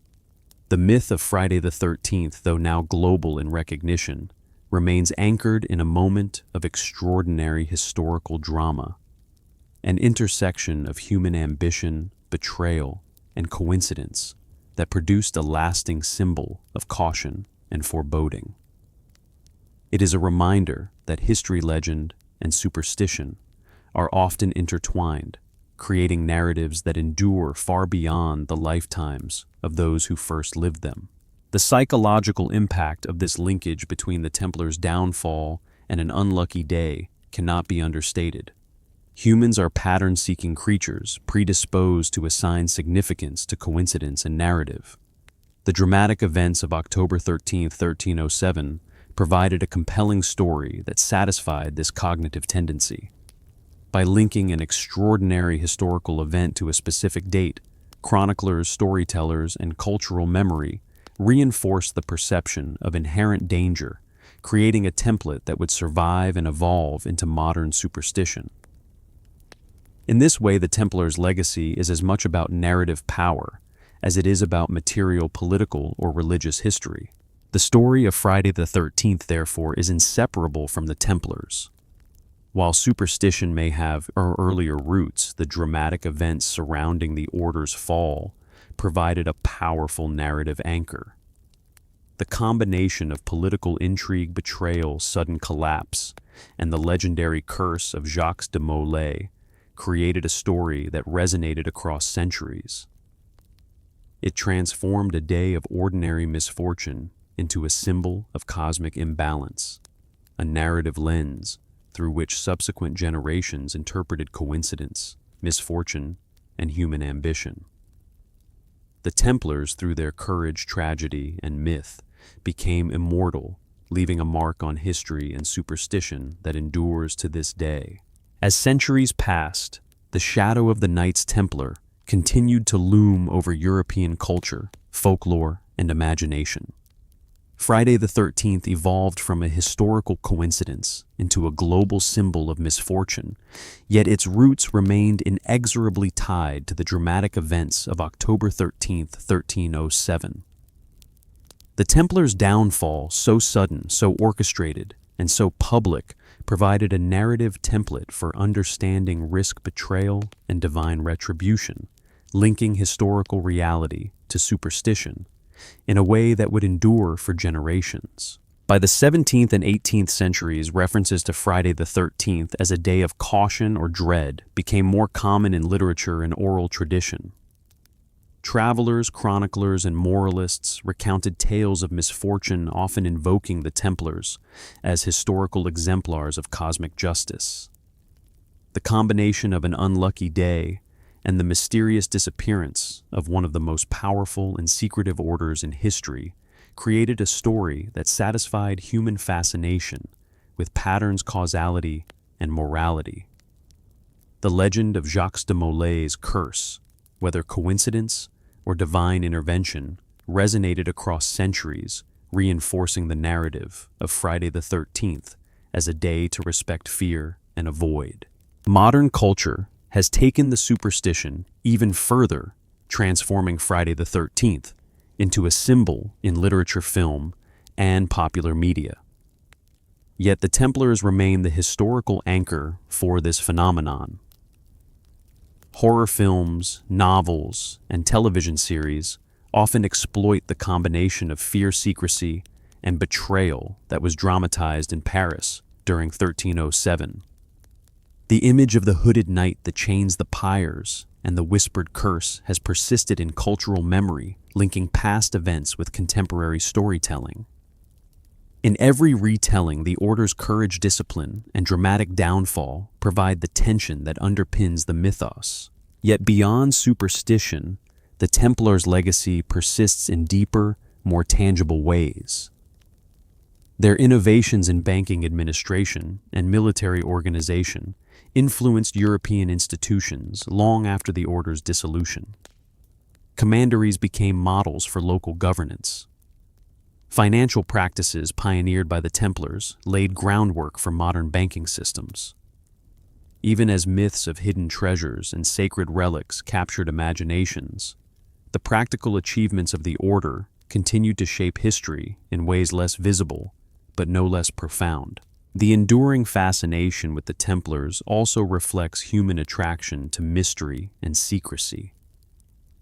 Their disciplined approach to faith, loyalty, and martial service, combined with their sudden suppression, created a compelling story framework. Hidden knowledge-coded messages and secret rituals, whether historical or imagined, provided a narrative canvas for imagination and speculation. From Freemasons claiming symbolic inheritance to writers exploring esoteric wisdom, the Templars' story became a bridge between history and myth, inspiring a sense of wonder and curiosity across centuries. Today, Friday the 13th serves as a cultural touchstone for superstition, yet its resonance is enriched by historical context. It reminds us that even ordinary days can be transformed by extraordinary events. The coordinated arrest of hundreds of knights, the public trials, the coerced confessions, and the executions, all set against the backdrop of a single Friday, created a historical moment whose dramatic impact has echoed across time. It illustrates the interplay between human ambition, vulnerability, and the perception of fate, showing how history can shape cultural consciousness in profound ways. The Templars, through their courage, discipline, and ultimate persecution, have become more than a historical footnote. They are a symbol of endurance under oppression, of moral integrity in the face of overwhelming power, and of the human tendency to find meaning in coincidence. Their story bridges fact and myth, creating a narrative that is as psychologically compelling as it is historically significant. The association with Friday the 13th is not merely superstition. It is the crystallization of an extraordinary human story, remembered, retold, and reimagined across generations. As we reflect on the Templars' journey from the deserts of the Holy Land to the streets of Paris, and from their rise to sudden destruction, the lessons of history are clear. Courage, loyalty, and discipline can inspire generations. Betrayal, greed, and ambition can precipitate dramatic reversals. And the human imagination will forever seek patterns, explanations, and narratives that give meaning to extraordinary events. The Knights Templar, though dismantled, vanished from official records, and dispersed across Europe, continue to captivate our minds, shaping not only superstition, but also cultural memory and historical consciousness. The pyres of Paris, the whispered curse of Jacques de Molay, and the sudden fall of an empire of knights remind us that history is alive. It is not confined to dusty manuscripts or forgotten ruins.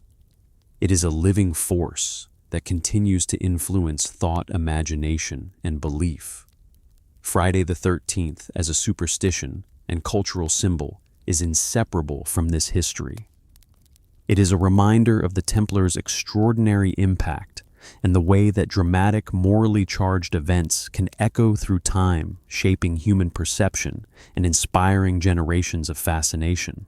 History at its core is not merely the record of what has happened.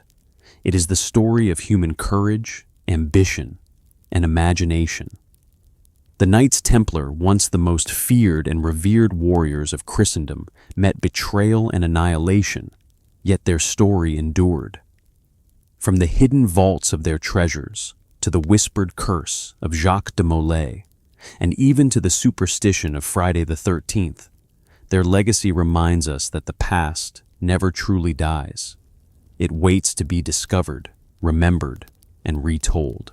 If the story of the Templars captivated your imagination, take a moment to honor it yourself, like this video, to keep history alive, share it with fellow explorers of the past, and subscribe to our channel for more cinematic journeys into the shadows of history. Each click helps ensure that tales of courage, mystery, and intrigue continue to echo across generations. The Knights Templars' courage, their discipline, and their mysteries continue to inspire, reminding us that history lives not just in books, but in stories, myths, and legends we share. Join us as we continue to uncover the past, and remember, history is immortal, waiting only for those who dare to tell it.